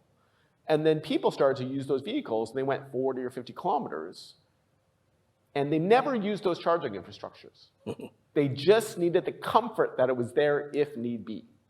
And so what we see is it's going to be hard to electrify long-haul trucking, right? To go from the north of Thailand to the south of Thailand in an electric vehicle is not going to happen over the next 2 or 3 years. But it doesn't need to, right? There's a lot of use cases in the short term that really are well served by just, you know, charging the vehicles where they park every night. And there's not going to be enough vehicles to satisfy all the demand. And so what we see is there are many really simple, easy business cases where there's enough time for that vehicle to charge. It can do its entire operational range and come back still with enough power. And that's what we're seeing. We're seeing that for last mile delivery. We're seeing it for drayage from ports to warehouses. We're seeing it for public transit. And so that's the first thing I would say. The second thing I'd say is power is already everywhere, right? You know, everything mostly in most parts of the world has electricity. It might not be enough to entirely electrify everything, but most places have enough to start. And as long as you give the power utility the notice, they can build additional infrastructure, right? This is good for them because it's allowing them to sell more power. It's allowing them to amortize the entire cost of their grid over more kilowatt hours. But the main thing is just to start early. And one thing I'd probably want to see from both government perspective and regulation perspective is, you know, we've studied these in different markets, and you know, the amount of electricity that's going to be needed to entirely electrify transportation over the next 25 years means that there's going to have to be a 30 to 50% jump in the amount of power required. That's a lot of power, and that's only 25 years in order to provide it. And so we see, you know, great advances in renewable technology. It's going to provide for cheap, abundant power, but the power grid to move it also needs to be invested, and those are not short-term things, right? You can't just build a new transmission line, right? There's a lot of stakeholding that's involved, a lot of land that needs to be bought. And so what I'd like to see is all those plans to start now, knowing that in 2025 and 2030, we're going to see all this additional demand for power. Absolutely. And there's also, I guess, a cultural aspect to it, right? Different countries are going to react differently to the charging issues, especially in the B2C segment, right? There's some where they want to charge only at home and they don't want to depend on the public infrastructure. In other cases, they want to have two cars, one's EV, the other one's, so there's all of that that goes in. Our speakers are doing greatly, very well on time, in the sense that we've almost utilized all of the time that was available. But we do want to have one lightning final round where we can get your thoughts on your vision for what's going to happen 5 years from now as you see it. So let's have a lightning round with all of you, starting with Sam, on what you see in the future 5 years from now. Paint a picture for us, please. It's a great question. I don't have a crystal ball, but my sense is obviously the built environment has the ability to be a real agent of change, and buildings are so focused to everything we do. We work, we live, we sleep, we play. So if the sector can really embrace sustainability, we can potentially address some of the sustainability challenges we're currently facing. The workplace will be a hybrid one moving forward. We've learned that from COVID, and companies have already started to rethink the way their employees experience their work, and they've begun shifting the focus towards creating more positive and impactful company cultures. You know, employees want to come to work to collaborate, to get inspiration, motivation from their colleagues, but have a sense of community and inclusivity. And as I think you suggested earlier, it's important to connect and share ideas. But if the building isn't providing that, they will either remain working from home or seek alternative options. So really design will be key, ensuring that that physical space promotes light, airy access to indoor or outdoor plants, flexible working arrangements. Employees will want access to the best technology, and that's likely to be AI. Buildings will need to be smart. As my colleagues mentioned before, they will need to be safe, but also healthy in body and mind. So the new workplace will definitely need to be designed with a net zero carbon in mind, from the materials it's constructed with to the design, the fit out, how it's operated. But if I could go one step further and say, you know, buildings of the future, as I mentioned before, they could sequester carbon, moving from that neutral space to that carbon positive space. And you know, we saw the energy tree, or the Terra, at the recent Dubai Expo, which was made of something like 97% recycled steel, self-sufficient in water, electricity, supported by solar panels. So it really shows you what is possible. And that was in the desert. So we can definitely see there will be a major shift to smarter, more sustainable, more technology advanced workplaces that are aligned to employee values, and they will be part of the solution. Thank you, Sam. How about you, Israel? What's your vision for healthy and efficient buildings 5 years from now? And if you could focus on Southeast Asia or Thailand, that would be lovely. Yeah, sure. Great question. You know, I'll start with a more pessimistic view. We're just going to have more and more challenges, right? The urbanization, the continue of global warming together with increased pollution, and you know, specifically in our field in air conditioning. There's this vicious cycle because as people, and specifically in Southeast Asia, are getting more and more air conditioning, you get more and more energy requirement, more and more global warming. So you know, really challenging the next decade to mitigate all that, and while increasing the demand and the adoption of air conditioning, which is a big energy consumer, but you know, there will be just a greater need to mitigate that.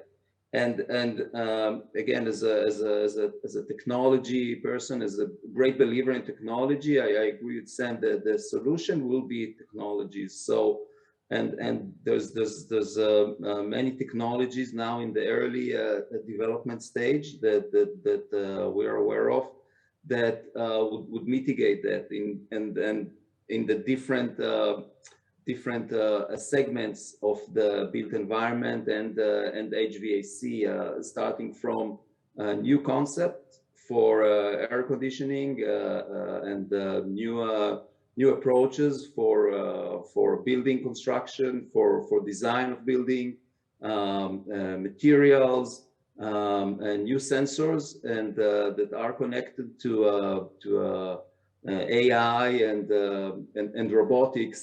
So all of these approaches will need to work together. There's no silver bullets. There will be a need to multiple technologies to address different segments, and putting this all together with the other thing that we discussed before, with the support of the whole chain here, all the community, you know, starting from the large companies and the individual people and government.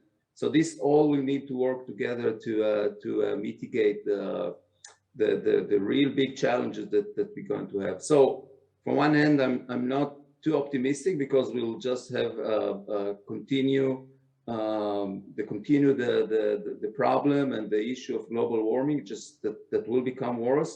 But from the other hand, I'm very optimistic because we know from our past that the technology play a key role, and I'm sure with the technology, or in this case with the combination of few different technologies, we can achieve the goal of a more sustainable and less climate change in the next decade. Great, thank you, Israel. So let's say slightly tapered optimism there from Israel, and technology is the solution, of course. How about you, Alex? Paint us a landscape 5 years from now. I see, especially in Southeast Asia, I see there being more and more zero emission zones, right? Parts of the city where you won't be able to enter with a vehicle that has emissions, right? And what that's going to drive is a lot of electrification of those, you know, those vehicles driving in and out of the city for deliveries, garbage, transit. You know, we also see, you know, electrification of motorbikes and taxis. And the one thing is, like, you know, people buy a vehicle and they expect to use it for, you know, 8, 10, 12 years. And so, you know, we're not going to force, you know, someone who bought a brand new gas-powered or diesel-powered vehicle this year, nobody's going to force them to throw it out in 5 years from now. But what we'll probably see is that 5 years from now, you know, if a company is buying a new vehicle, they're no longer going to buy a diesel vehicle. They will only buy an electric vehicle because they know that, you know, 10 years from then, you know, it's 2038. And they see the writing on the wall from a regulatory perspective. And so I see a real acceleration of the electric vehicles over that time, and companies really making, you know, every new vehicle I buy will likely be an EV vehicle. I also think the technology, you know, we talked about technology a lot, charging is going to get faster, right? It's not going to take you all night to charge those vehicles. It's going to get shorter and shorter and shorter. And so that traditional model of you going into a gas station and filling up in 3 or 4 minutes. I don't think it's going to get 3 or 4 minutes, but it's going to get like 15, 20 minutes type technology. And I think that really solves a lot of the operational problems of that transition. Wow. So that's emission-free zones, faster charging, Yes. new technology. Great. Thanks a lot for that, Alex. So all good things have to come to an end. That's all the time that we have. I'd like to thank all our speakers, Sam, Israel, and Alex. We've had excellent insights from all three of you from the specific industries that you come from. And I think the messages that you have conveyed to us are absolutely clear. For me, I would say that the message that I carry from this is that sustainability is not merely a purpose. Of course, it has been for a while. There have been commitments, and we are all committed to it. But today, we also see the economics behind it. We see the details behind it. We see the tools behind it. And so it's something that is more practical, something that is clearly reachable, and that's the exciting thing. And so wherever you are, whatever business you're in, I'm sure there's something that you will find useful coming out of this. So once again, thanks a lot to our speakers, and thank you very much in the audience for participating with us. Thank you so much. 𝐷𝐴𝐴. Thank you so much for the moderator and also the distinguished speakers from all over the world. What an interesting discussion we just had. Lots of ideas, lots of analysis, trends, and also useful information that I believe all of you can get as the business strategic plans for next year and years ahead. Since we are pretty much behind the schedule, I think we better move into second section right now, the next generation value exchange. On this section, we are very much honored to have Mr. 𝐴𝐴𝐴𝐻𝐿, Chief Digital Officer of SCG Cement Building Materials, to be the moderator. So please allow me to give a little bit of his background. Mr. 𝐴𝐴𝐴𝐻𝐿 is a corporate innovator with a degree in architectural design and master in computer science. He worked 12 years in the US as an IT consultant before returning to Thailand to join Thomson Reuters, IBM, and later on with KBTG. Mr. 𝐴𝐴𝐴𝐻𝐿 is currently served as Chief Digital Officer of SCG Cement Building Materials, or SCG CBM. Ladies and gentlemen, please welcome Mr. 𝐴𝐴𝐴𝐻𝐿 and the speakers.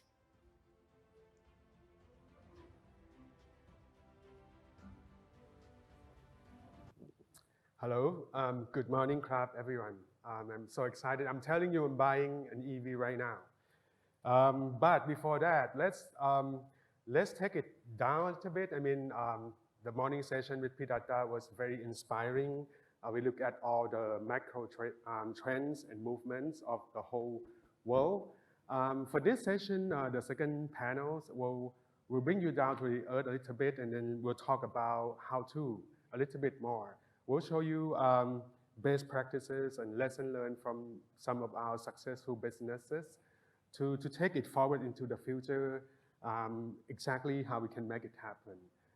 But before that, allow me to give you some kind of a short introduction into the session to come. So the future, I believe is bright. 2022 is an opportunity for us. We have already passed all the challenges from the pandemic. So what is the future lines, and what are the new normals, opportunities that we can take advantage of? During the pandemics, we have seen businesses survive and thrive the new challenges, SCG International included. As Pidata mentioned this morning, we wouldn't be meeting each other like this, if it were not because the COVID. So on the bright side, we adopt technology, trends, and new behaviors so that we can not just survive the challenges that we have to face, but also to thrive it after we pass all those challenges, so-called new normals. And this new normal is not going to be just meeting online, running event, streaming event online like this, but it allows for us to look at the new adoption, the new trends, the speed in which the technology is helping us coming up with new ways of doing business, of serving our customers. So all company, I mean, if you are smart after this, this should be the question that you ask yourself a lot. Are you going to be still needed after this? Business model-wise, product and service-wise. How can you remain relevant, right? Given the trend that all the panelists talk about this morning, how can you stay relevant? How could you make sure that you're not missing the trend, so to speak? And today, we have to go back to understanding what the customer wants, what they will want, in the near future. This is one of the very useful canvases that we've been using, before COVID, and it's going to be a lot more after this. This is called value proposition canvas. It's basically asks you to ask the customer or to ask yourself to understand the customer more. What are the jobs to be done for your customer? What are the pains under the new normal? And most importantly, what are the gains? And hopefully you'll come up with some new value propositions to answer those, to relieve those pains and to help them with the gain, to give them more potential going forward into the future. So today I'm honored to have been asked to host this panel of three very successful businesses, not successful in terms of financially necessary, but successful in terms of thriving the new normal and coming up with lessons learned of what we can achieve after the COVID with these new trends. The first being Big Thailand, the marketplace, the B2B marketplace of SCG International. The second one, as you already know, 𝐷𝐸𝐴𝐳. And the last one is from the SCG International itself from the Philippines. So let me introduce you to all of our four panelists. Our distinguished four panelists will start with the first, I think the only lady that we have today, Pi Kwan or Kun Ladana 𝐙𝑒𝑡 CEO and co-founder of Big Marketplace of the SCG International. Can we have okay, we have the CV for Kun Kwan or Pi Kwan. Okay, the second one, Kun Jirapan from 𝐷𝐸𝐴𝐳𝐸, the managing director of 𝐷𝐸𝐴𝐳 himself, coming with Mr. 𝐷𝐸𝐴𝐳𝐸𝐴, director of 𝐷𝐸𝐴𝐳, and also the senior vice president and general manager of the consumer-centric business development division of Mitsui & Co. in Thailand.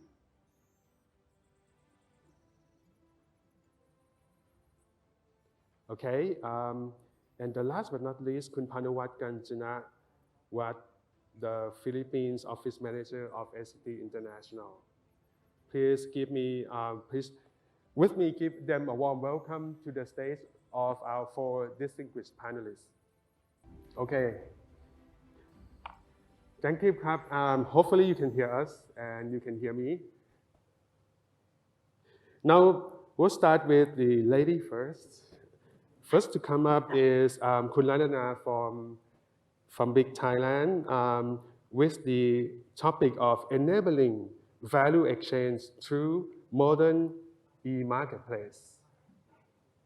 Kun Ladana, can you hear me, Krab? Hi. Good morning, everyone, and good morning, P. Art. Good morning, Krab. Looking good. So the question for you, Krab, how does Big enable the next generation value exchange for SCG International? What are the value propositions created for SCG itself and other parties in your ecosystem, including your seller and your buyers? Please go ahead, Krab. First of all, good morning, everyone, and thank you for having me for today.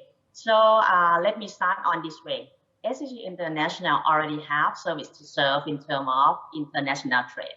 That mainly customer is manufacturer and big enterprise, but there is a room for growth in SME, which we never tapped in before. To fulfill this gap, we need to build a new business model to deliver best fit solution for B2B or B2B2C.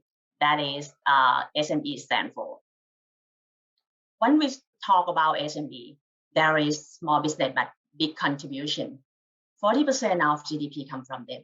But there are many challenges in running their business. From starting point, there are just like limited access to supply automatically for uncompetitive product pricing. Once they want to scaling their business, expand more product and service, they will have the high operational cost to getting and retaining customers. Liquidity is a major challenge for all SME. Money management is quite tough for them due to limited financing supporting. Once we look back in terms of operating their business to sustain in this situation of the world, is open market, it's very difficult to maintain their business among local and global competitors around them with high marketing costs that they have. Those are all challenges that all SME will confront. Once we go deeply in terms of just two verticals, automotive and agriculture, we will find some common pain of them. For seller part, they will actually main of the pain point is they need someone to help them to get into an effective online with efficiency cost. For brand principle, they will pain from the traditional disrupt from the COVID pandemic for around 2 years already and digital disruption. The lack manpower and system to manage other channels because of actually they're starting with the traditional. And also for sure, once they jump into the online, they will have to like to manage the channel conflict between online and offline. A part of the brand principle as a seller, we also have a distributor and dealer as a seller. There are another pain point because of their small power of bargaining. So they will get high rate for the third-party logistics, especially in the tech. Third-party logistics is very important to do the online business. And moreover, they will enrich to new financial solutions to serve their customer for as well. Apart from seller, when we discuss about buyer pain for as well. In Big Thailand, we have 5 focus segments of the buyer: fleet logistics, farming, auto fixing, reseller, and contractor. All of them have the main common pain is just like in terms of the unreached product and service that they want at the right time. Cantaring in terms of the expensive price, even though they have a lot of the volume. They fear for the fake product that have all around the online because of actually the product that they need is just like very useful or necessary for operation, not just like FMCG. So they need the product comparison and choice. They need the cash on delivery. This is linkage for another fear for fake product. So they want to ensure that the product that they want is a real one, and then they pay it. And they request the fast delivery and don't want to hold the tight, just like high inventory in this situation.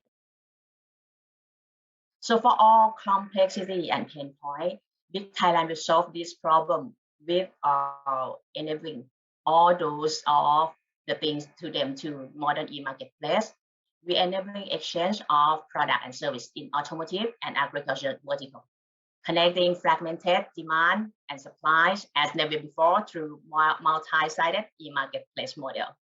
We provide growth for all stakeholders and simplify all transactions that you may see that is very complex.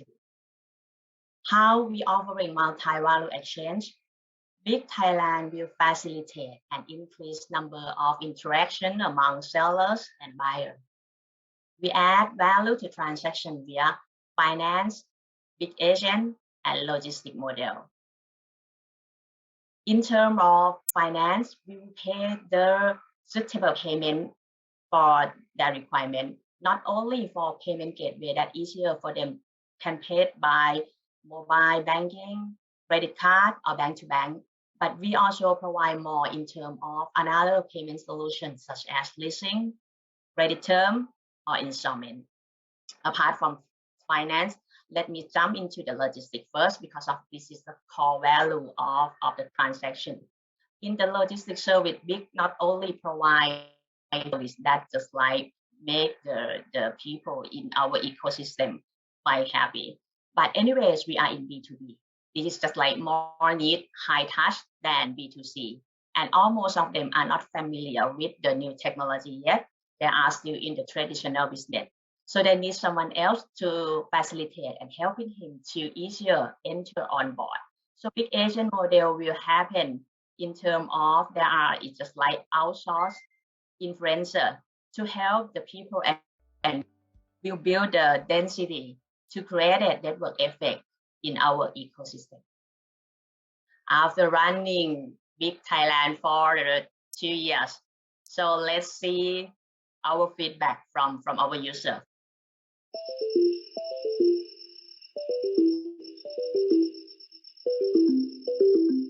ผมเชื่อว่าหลายๆคนหรือหลายธุรกิจเนี่ยเราพึ่งพาการขายในลักษณะออฟไลน์ channel มาแต่ฝั่งออนไลน์ที่เพิ่งโตเมื่อเทียบมากับการเติบโตของฝั่งออฟไลน์ที่มีมานานหลาย10 ปีเนี่ยยังเป็นสิ่งใหม่สำหรับเราและหลายธุรกิจนะครับโดยเฉพาะช่องทางการขายแบบโฮเซลดังนั้นคือสำหรับเราเนี่ยมันคือสิ่งใหม่ที่จะช่วยเปิดตลาดเพิ่มวอลลุ่มเพิ่มการกระจายสินค้าออนไลน์นี่แหละคือทางออกที่ทำให้เราได้กระจายสินค้าไปสู่มือผู้บริโภคได้มากยิ่งขึ้นครับเราไม่ต้องไปเลือกซื้อสินค้าตามร้านอะไหล่ทั่วไปเราสามารถดูในโทรศัพท์เราก็สามารถสั่งสินค้าตามที่เราต้องการผมว่าดีนะครับว่าการสั่งสินค้ามาใช้เองแล้วมีการเก็บเงินปลายทางผมว่าดีและคุ้มเห็นของแล้วค่อยจ่ายตังค์ผมว่าก็โอเคฮะซื้อรวมๆกันหลายๆคนนะครับมันถูกกว่าซื้อร้านข้างนอกอีกครับผมเลิกงานมาเราก็เลิกซื้อสินค้าจากโทรศัพท์ได้ชัวร์ฮะสั่งของในเพจของ Big Thailand ผมว่าดีครับเพราะว่า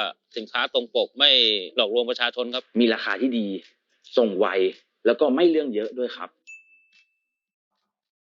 And this is just like our next chapter. We call the next big thing. We confident to winning in the two vertical, automotive and agriculture. To do so, advanced technology is required to invest for continuous evolution. For sure, created better customer experience will be the one who just like help us to increase customer lifetime value. To build network growth through leverage SCG network and strategic partner will help us just like how to be Big Thailand. This is just like how Big Thailand will be the next generation value exchange business for SCG International. If you guys want to know us more, we are very welcome to visit you guys or to visit us in our channel, Facebook, Line, and website. Thank you very much for this opportunity to sharing ค่ะพี่อาร์ต Thank you very much ครับพี่ขวัญ That was Kuntana, the CEO and founder of Big Thailand Marketplace with the enabling value exchange through modern e-marketplace.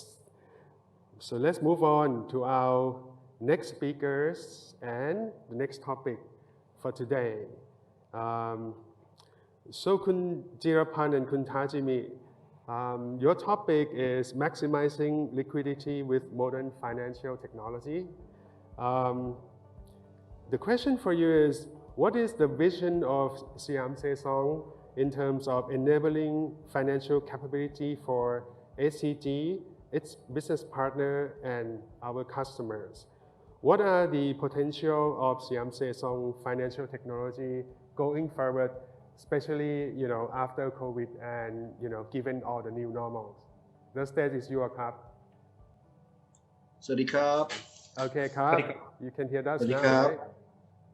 Yes ครับ Okay, ครับ Please go ahead when you are ready นะครับพี่อาร์ต ครับ Good morning ครับ and thank you for having us today นะครับ For further from the Big Thailand selling platform นะครับ You all may know that the three important activities in supply chain, which are the physical flow, information flow, and of course the money flow.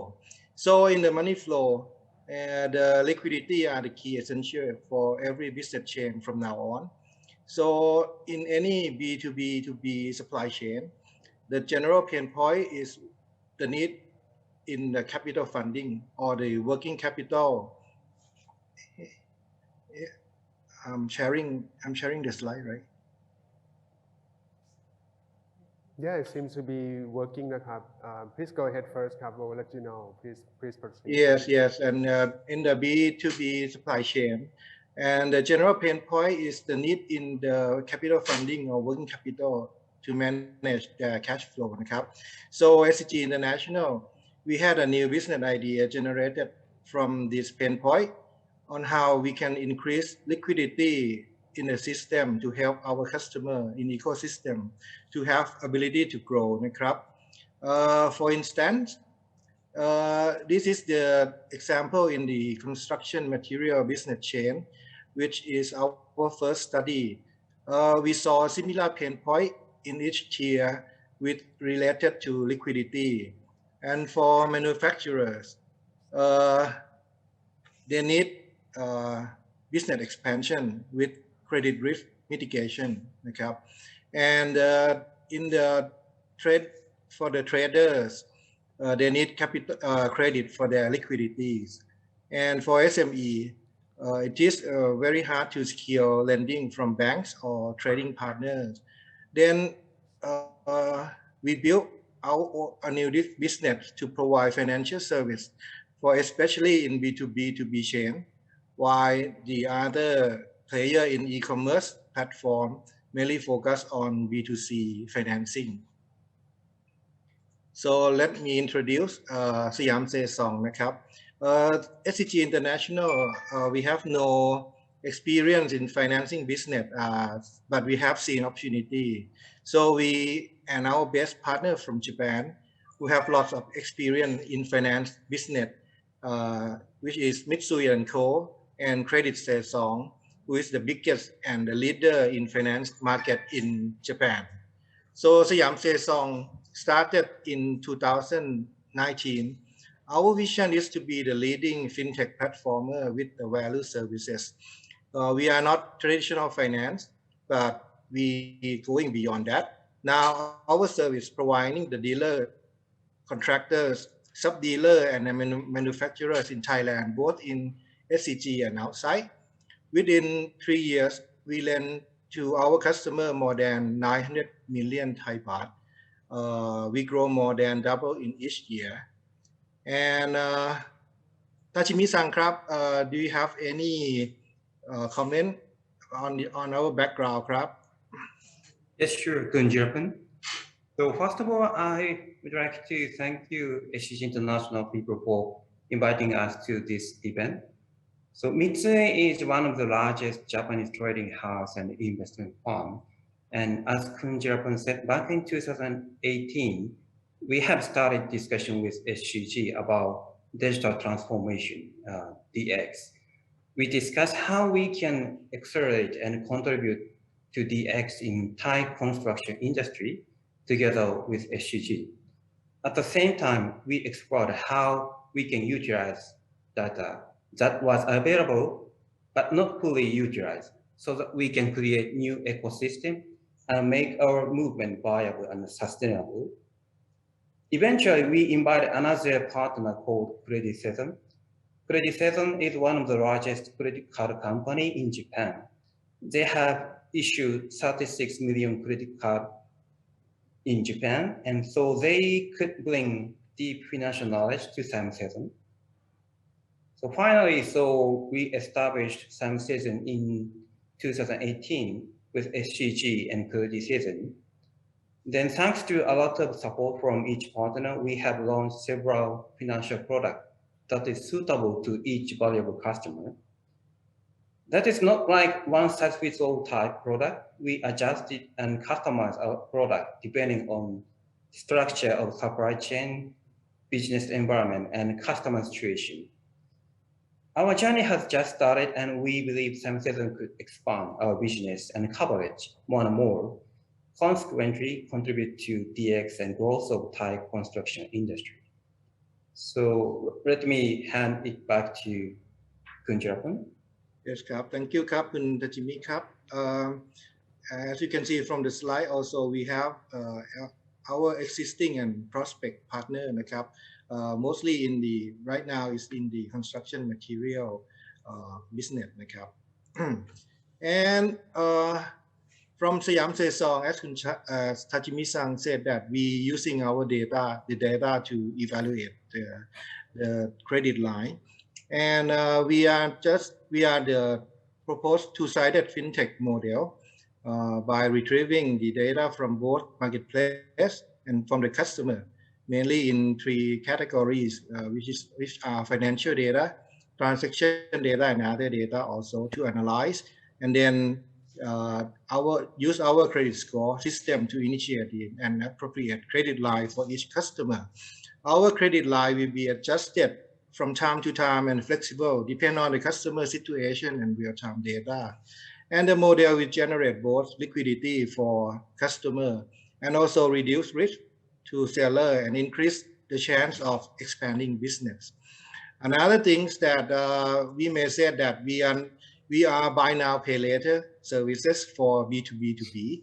And what makes us different from other players that from our unique credit score, that we use platform data rather than financial data. It's also easy to track status and providing dashboard for sales. And we also provide customized seamless integration system to each partner. And we have variety of products, both full paid and installment. So for the benefit for our stakeholder is like for our customer, they have opportunity to expand the business and better cash flow management. And for seller, they will have higher chance to sell, lock in customer, lessen financial burden, and also reducing the risk. And this is the example of our platform that we built it and with the Rudy technology to develop the whole loop system, starting from our order issue until confirming the credit use and dashboard for monitoring, which design based on each customer journey. And how about the technology from Japan, Tajimi-san? Okay, sure, Kun-Jepun. So what we have brought to some season from Japan are mainly two parts. One is deep financial knowledge, and second is integration of system. For the first part, so one of the key components of our business is credit scoring. We have established our own credit scoring model with financial knowledge from Credit7. And Credit7 has accumulated such financial knowledge through their huge operation of credit card business in Japan. Then we adjusted and localized the model to our current business and market situation in Thailand. And we have incorporated several static and dynamic data into our credit scoring model. We still continuously fine-tune our model to improve operation time to time so that we could offer better solution to customers.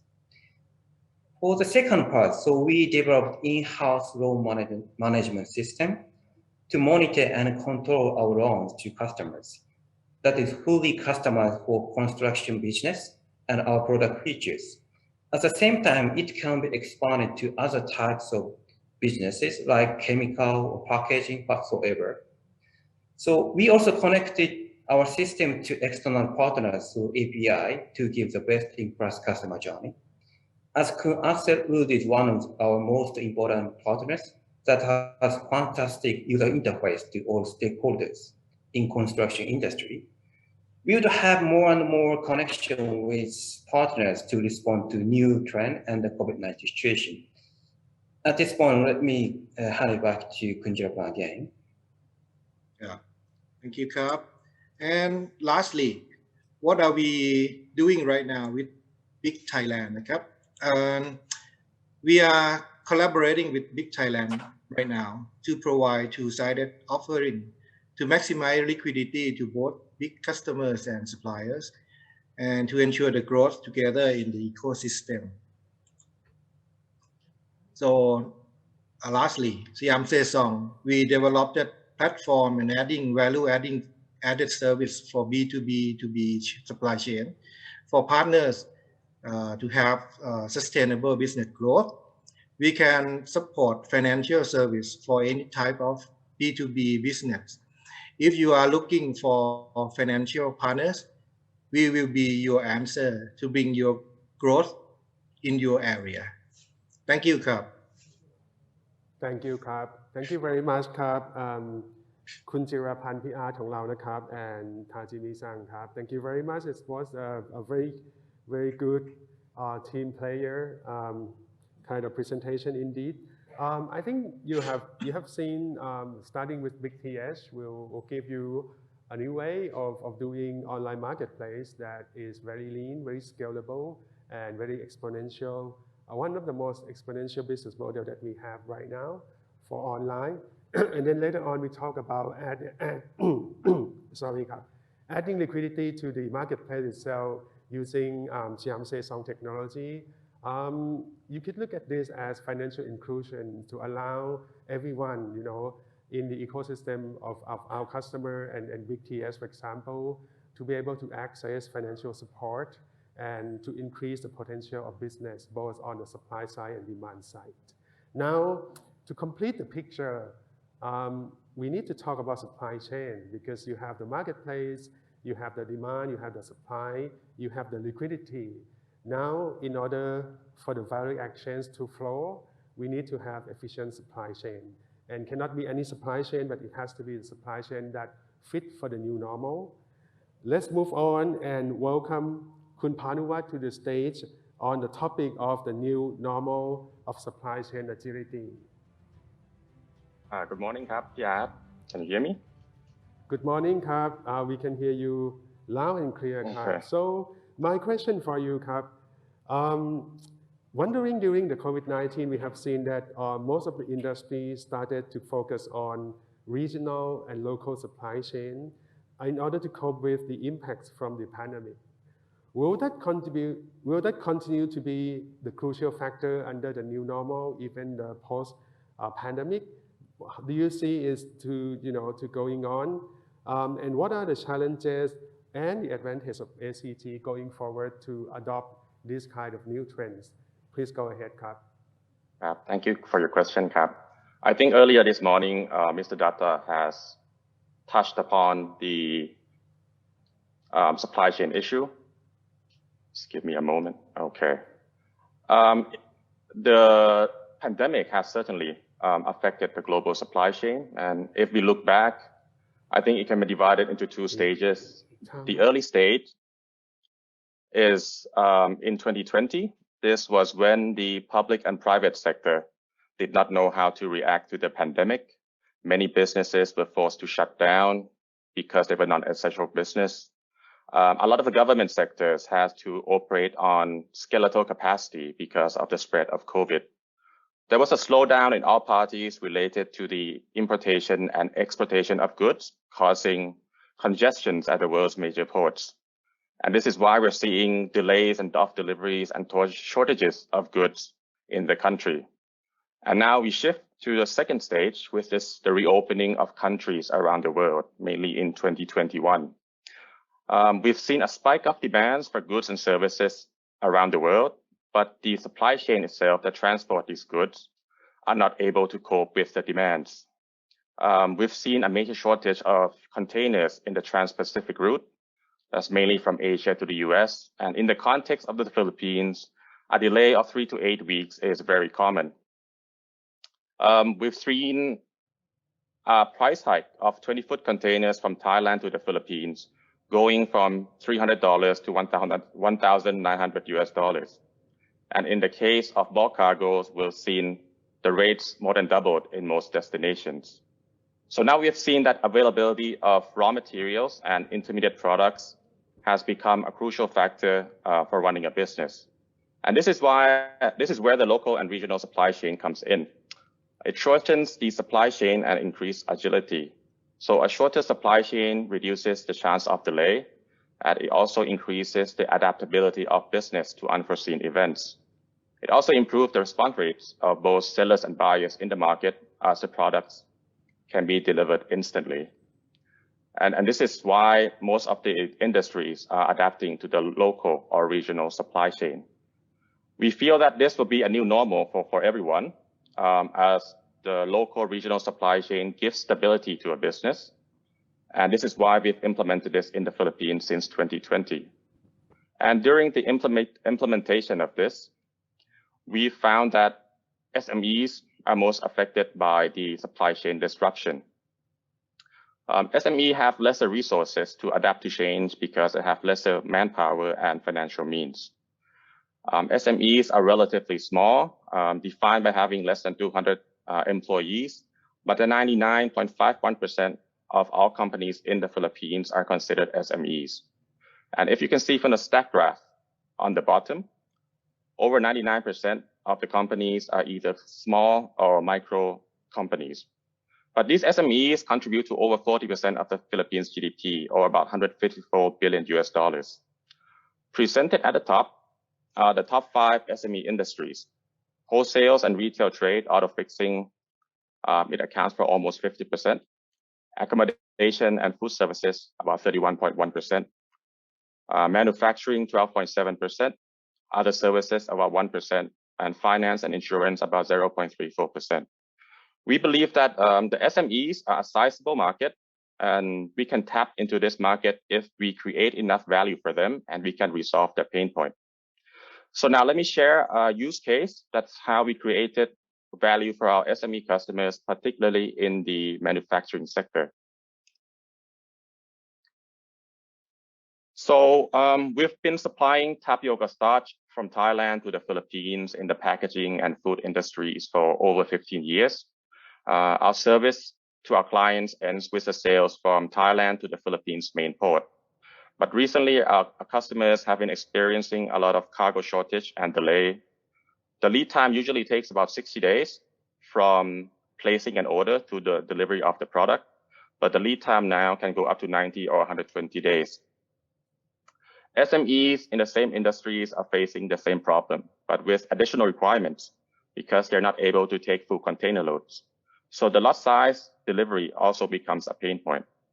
And with these pain points in mind, we've implemented the local supply chain management. So if working from left to right in the supply chain on the supply side, we started offering cornstarch from China and wheat starch from Australia. This can be a substitute for tapioca starch or a cheaper alternative at times due to the seasonality of each of the product. As for freight management, we try to secure container space well ahead of time to prevent further delays. We also provide custom clearance services. This is to minimize the demurrage and storage charge that might occur due to port congestion, which is very common in the Philippines in Manila port. And most importantly, we'll set up a fulfillment center in Manila. This guarantees the availability of the product in the market, and we can also do just-in-time delivery. So the delivery itself has been reduced from 60 days to just 3 days. As for the last mile logistics, we've made it more customized because we're able to offer a more flexible volume. We can now deliver in trailer deliveries to 10-wheelers and 6-wheelers. This will also allow the SMEs to have a leaner inventory and a lower working capital. The other services that we're working on is we're trying to partner up with a local starch manufacturer. One is to increase our product portfolio and to also trying to collaborate with them to utilize our fulfillment center in Manila to increase the supply chain efficiency. Secondly, we're exploring the complementary products that the customer are already using. Those are the likes of spare parts and lubricants. These products can be stocked in our fulfillment center, and it can be consolidated to one delivery to the customer. Lastly, we're still trying to increase our flexibility of the delivery into even smaller vehicles as we can cater to the micro SMEs. So these are the services we are providing, and we hope to see by next year. And in parallel to strengthening our physical supply chain, the next step for SCG International Philippines will be to try to develop an online business. Presented here are 3 business clusters that we're interested in and targeting. Number 1 is the MRO automotive, focusing mainly on cars and motorcycles. Valuing at $1.6 billion, it is probably the fastest growing sector, considering number of cars and motorcycles currently and to be in the market. We feel that there's an opportunity for us to tap into this both in the physical supply chain, in which we're already serving, and through the online, because there's no outstanding player. Secondly is the agribusiness cluster, and we'll focus on the agricultural machinery. Valuing at $0.4 billion US, SCG is a very experienced company when dealing with agricultural machinery due to track record when working with Kubota Japan in Thailand, Vietnam, Myanmar, and Cambodia. We feel that there's still a lot of room for growth for modern farming equipments in the Philippines. And lastly, the HoReCa business, valuing at $7.7 billion, is the biggest business cluster, but probably the most diverse among the three. So the restaurant sector at the moment, they should pick up once the economy resumes, as well as the hotel sector. We should see some recovery once the Philippines accepts more tourists. And there has also been robust demand online for kitchen supplies and accessories during the pandemic because people were spending so much time at home. And in the Philippines, the lockdown lasted more than 500 days. But we'll focus our SME online business with number 1 and 2. That's the MRO automotive and agricultural machinery. And surely we'll be facing a lot of challenges, mainly the customer behavior. The SMEs in the Philippines are still accustomed to conventional trade. They are not used to buying products or selling products online. And a B2B platform is not very common, as the online channel in the Philippines focuses on FMCG and lifestyle products. But SCG, we have our own advantage, local presence. So we've been established in the Philippines for more than over 30 years. We have an existing operation that we cater to the food, the packaging, and the construction industry.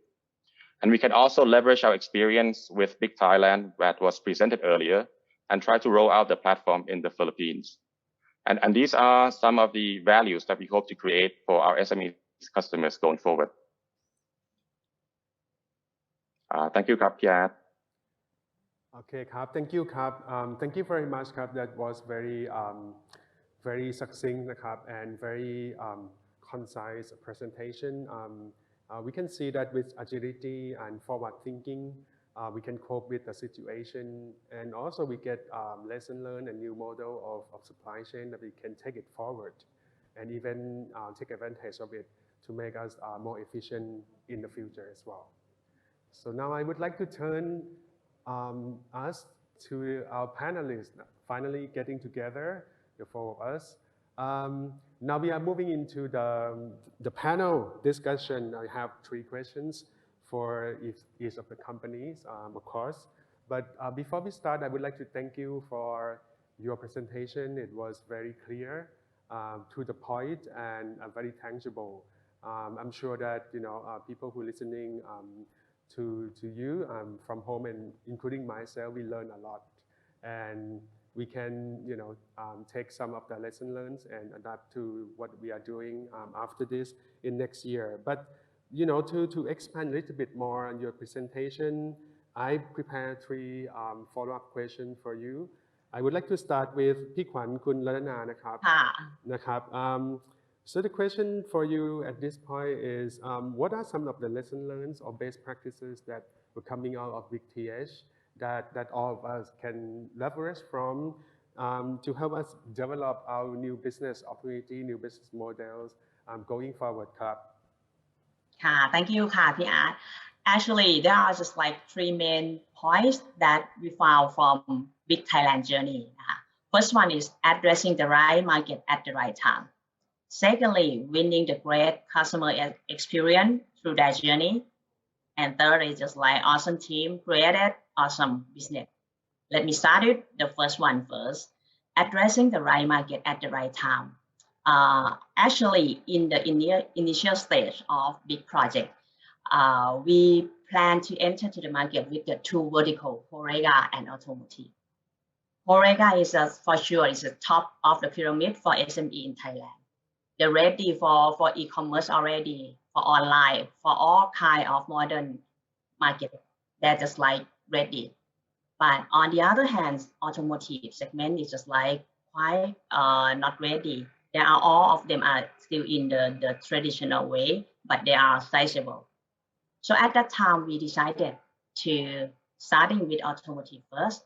For sure, it's tough, but finally it is worth to do it because of actually big view can just like help them and more value to help them to just like get them on the online or modern business in terms of a new economy for the new digital economy.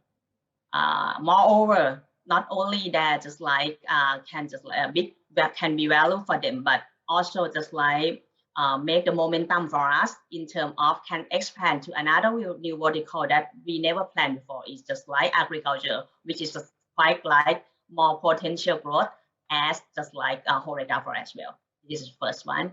The second one is just like winning the great customer experience to that journey. In Big Thailand, we created the feature by enhance customer experience by transforming offline to online. So that in our team, we didn't just like not to invent the high technology feature, but we try to create the feature that user happy and help them to easier to finish transaction. For example, just like chat and shop feature.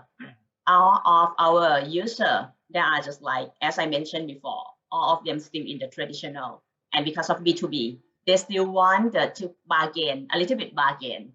Maybe sometimes it's just like the result that they want or not want, but actually the happiness for buying is just like for bargaining. So that actually, if we just like jump into the high technology, just like chatbot, maybe not just like answer for our user. They still want to high touch with the people. So we developed just like chat and shop by using the online channel that the user prefer, just like Facebook and Line, and let our people to just like on board and just like help them. So that it's just like quite successful for in terms of just like rather develop for the chatbot. So we quite successful for chat and shop. Third one, but actually it should be the 0 to 1 because of we cannot just like come so far with the team. Awesome team we created awesome business. As a platformer, even though I'm just like quite junior for the platformer, just already 2 years. But anyways, I will say that this is just like another world for me. In terms of in the team, we will just like confront with known the unknown every day. Everything is very dynamic. So that actually with the great team spirit in terms of the growth mindset, we never give up for all obstacles. For example, just like before, just like the channel drop. So that's actually that everything life is go on. So that big cannot come so far without the awesome team. That's just like throw to all of the things that we can learn from big journey. Hope it's just like helpful for other interesting to jump into the modern new marketplace. Yeah. Thank you very much, Kap. So 3 very insightful tips from the CEO herself. Where to enter is the most crucial to start off your marketplace, because what you need in the beginning is the momentum, right? You need to drive the momentum as quickly as possible. The second tip is make sure that the customer happy. It doesn't have to be high-tech day one, but just make sure that they get to use your service and they happy with it, because it's easier to acquire the customer but harder to retain them so that you can create value. And lastly, it's in the team, right? I personally have the the honor of watching Kuntana transforming herself from an SCG International executive to a CEO of a startup, and she did it very well, very motivated. I hope to see you the next unicorn soon,นะครับ. Okay, thank you, Art. Okay,ครับ. So let's move on,นะครับ. Now it's your turn,ครับ คุณจิรพันธ์ PR นะครับ and Tajimi-san. The question for you, we have about 10 minutes left, so 3 to 5 minutes is okay. So financial industry has been one of the most disruptive and colorful segments, especially in Thailand, with SCBX, NFT, and everything, right? What is the take of 𝐵𝐺 with all of this new trend, new technology, new platform that coming out every day? How do you see that? Do you see this as threats or opportunities? What are the strategy of 𝐵𝐺 going forward? Thank you, Kap. Please go ahead. Thank you ครับ Thank you for the question นะครับ For the new technology and technology trends such as the cryptocurrency or the digital currency from Bank of Thailand, we think that it will help stimulate digital transaction and it can be beneficial for Siam Saesong นะครับ in terms of using the smart contracts and using of the programmable function of digital currency to help improving and controlling of the operation process and settlement of the money. And but this one, it's everyone have to be developing and utilizing it overall the ecosystem that this one will help creating for the efficiency of the money settlement นะครับ so this is my thinking of the new technology is to be the opportunity for Siam Saesong นะครับ and how about you ครับ คุณ Thachimi-san ครับ Yes, sure. So let me add a little bit more color on this topic. I think it's quite obvious that financial industry faces very important moment because of emerging financial technologies and new type of businesses. But in our view, technology is already available and getting common gradually. So the point is how quickly we can adapt. So in this regard, we are not stop exploring the latest trend of technology over the world, leveraging our global network. As one of shareholders of Siam Saesong, Mitsuy's strategic focus is fintech. We have several track record of investment in fintech companies in Europe and Japan, and currently looking for more and more opportunity, especially in B2B lending space. So leveraging such Mitsuy's global network, so far we have connected several fintech companies in China and Singapore to Siam Saesong in order to enhance our fintech capabilities. And we continue to introduce cutting-edge technologies in terms of financial modeling with AI or machine learning kind of things. So then Siam Saesong could adopt the most competitive technology and ensure the sustainable growth with our customers and partners. So that is our view. Thank you. Thank you ครับ Okay, thank you both ครับ So Kun Chirapan mentioned smart contract as a way to even make it more efficient and reduce the costs. I think it was a very good point. You don't just pick up the new technology because it's new, but you need to be very clear why you want or why you don't want any new technologies. And he hit the nail on the head that it's not about the technology or the feature of the technology. It's more about the ecosystem, right? That's the key words for the new normal. If you want to pick up some technology or adopt new technologies, it should be because you want to build or strengthen your ecosystems, right?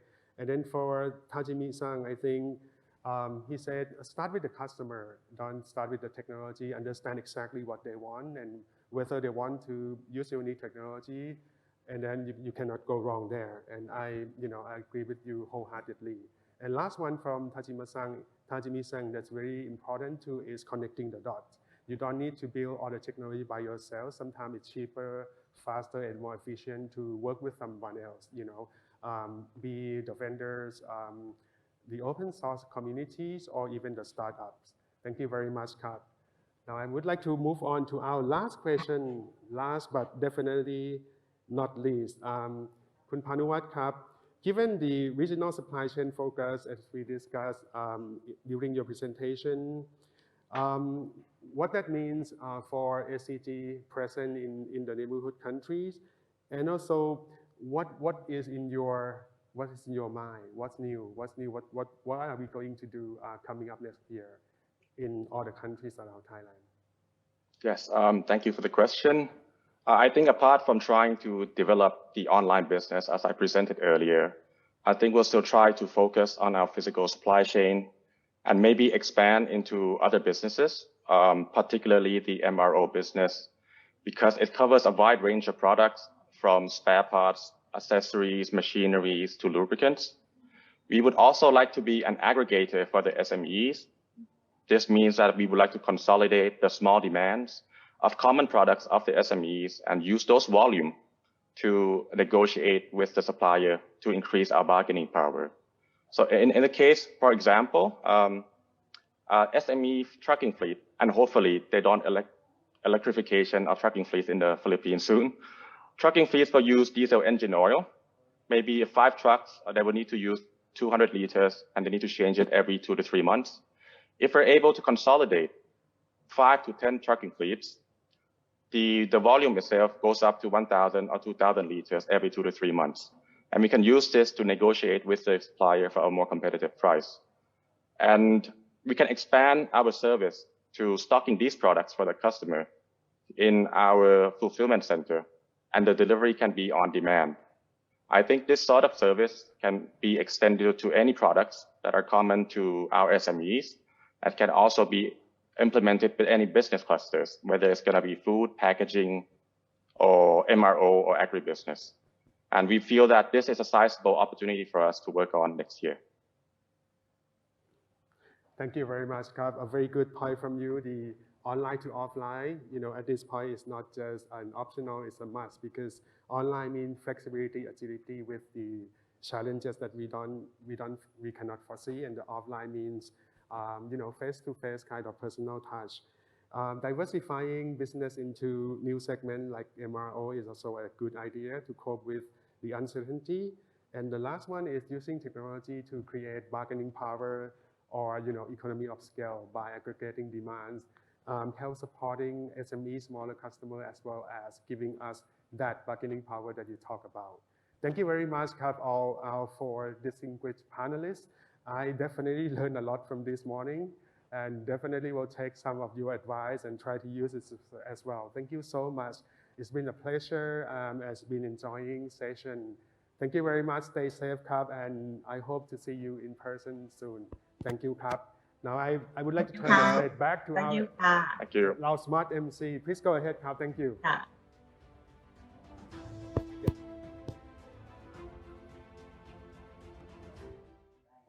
So please scan the QR code on the screen. We have some short questionnaires that you can answer and then give some feedbacks, comments. You can do it now or later on after the screen is ended. Okay, you can scan the QR code on the screen. All right. Thank you so much.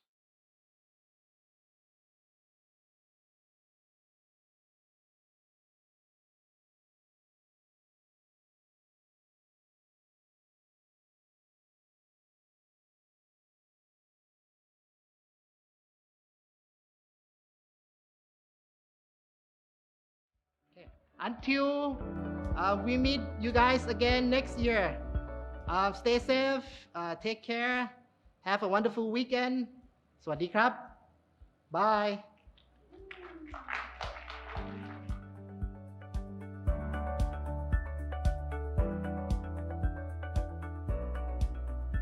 We are seeing growing momentum around the world among governments, private business, and individuals towards carbon neutrality and net zero.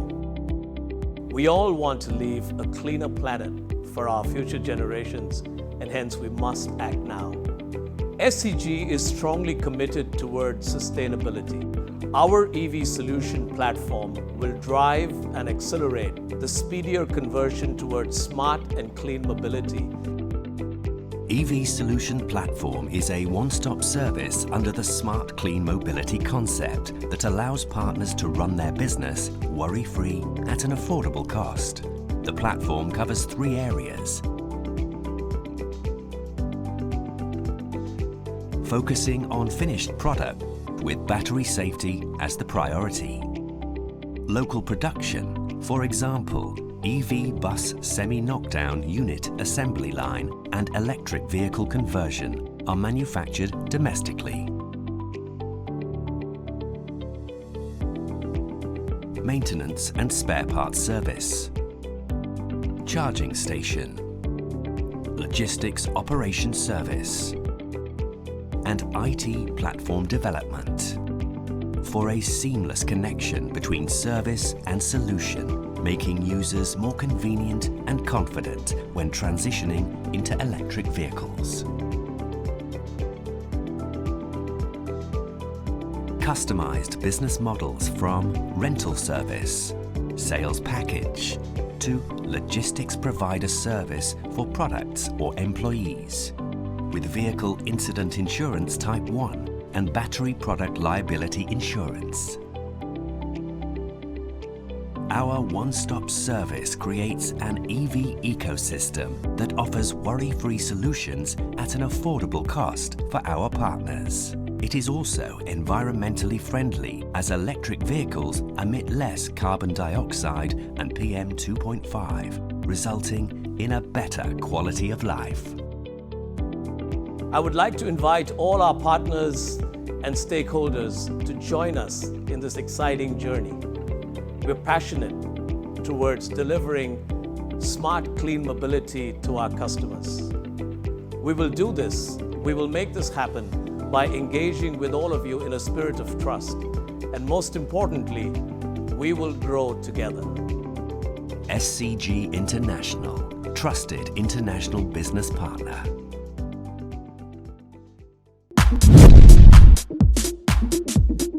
ชื่อลาลานาเลิศพฤกษ์นะคะก็เป็น CEO Co-founder ของ Big Thailand Marketplace ค่ะ Big Thailand จริงๆอะค่ะเราเกิดขึ้นมาจากเราคือ subsidiary ของ SCG International วันหนึ่งเราเข้าใจเลยว่าหนึ่งสิ่งเนี่ยทำไม SME ในเมืองไทยค่ะถึงยังไปเติบโตต่างประเทศที่เราเห็นนะทำไมยังไม่ได้นะย้อนกลับมาดูก็คือ SME มันก็ short life cycle การเข้าใจในการบริบทในการทำธุรกิจจริงๆในเชิงของเทคนิคหรือยิ่งณปัจจุบัน e-commerce มันปฏิเสธไม่ได้ว่าทุกคนก็ต้องทำแต่ประเด็นคือด้วย arm length ของ SME อะค่ะมันจะไปไม่สุดเราในฐานะ SCG อะค่ะหนึ่งสิ่งที่เราอยากทำก็คือว่าเราอยากให้สังคมนี้มันโกรธแล้วก็เติบโตไปด้วยกันในเชิงของ know how เทคโนโลยีพวกนี้มีทำไมเราจะไม่เป็นคนกลางที่เป็นที่น่าเชื่อถือหนึ่งสิ่งที่ถามว่าทำไม Marketplace อะค่ะ B2C เกิดขึ้นมากมายในเมืองไทย B2B ทำไมยังไม่มีเพราะว่าตัวกลางอะค่ะ Marketplace ที่ไว้ใจได้จริงๆอะมันยังไม่เกิดเพราะฉะนั้น Big Thailand ค่ะเราถึงสร้างขึ้นมาตรงนี้เพื่อเป็นตัวกลางที่น่าเชื่อถือของทั้ง Seller แล้วก็ Buyer ได้มีโอกาสได้มาพบเจอกันใน Community Ecosystem ที่เชื่อถือได้และมี Efficiency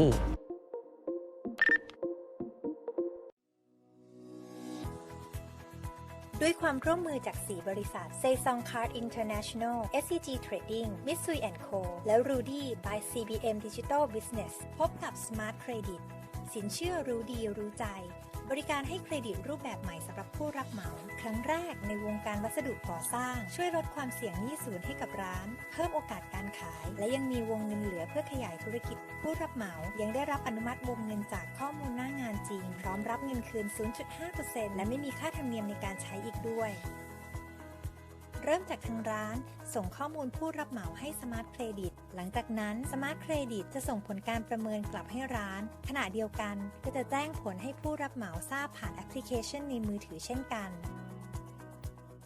ผู้รับเหมาสามารถสั่งจ่ายค่าสินค้าผ่านแอปพลิเคชันโดย Smart Credit จะทำการจ่ายเงินให้กับร้านใน 3-5 วันและเมื่อครบกำหนดผู้รับเหมาก็จะชำระเงินให้กับ Smart Credit ต่อไป Smart Credit สินเชื่อรู้ดีรู้ใจเริ่มเปิดบริการต้นปี 2562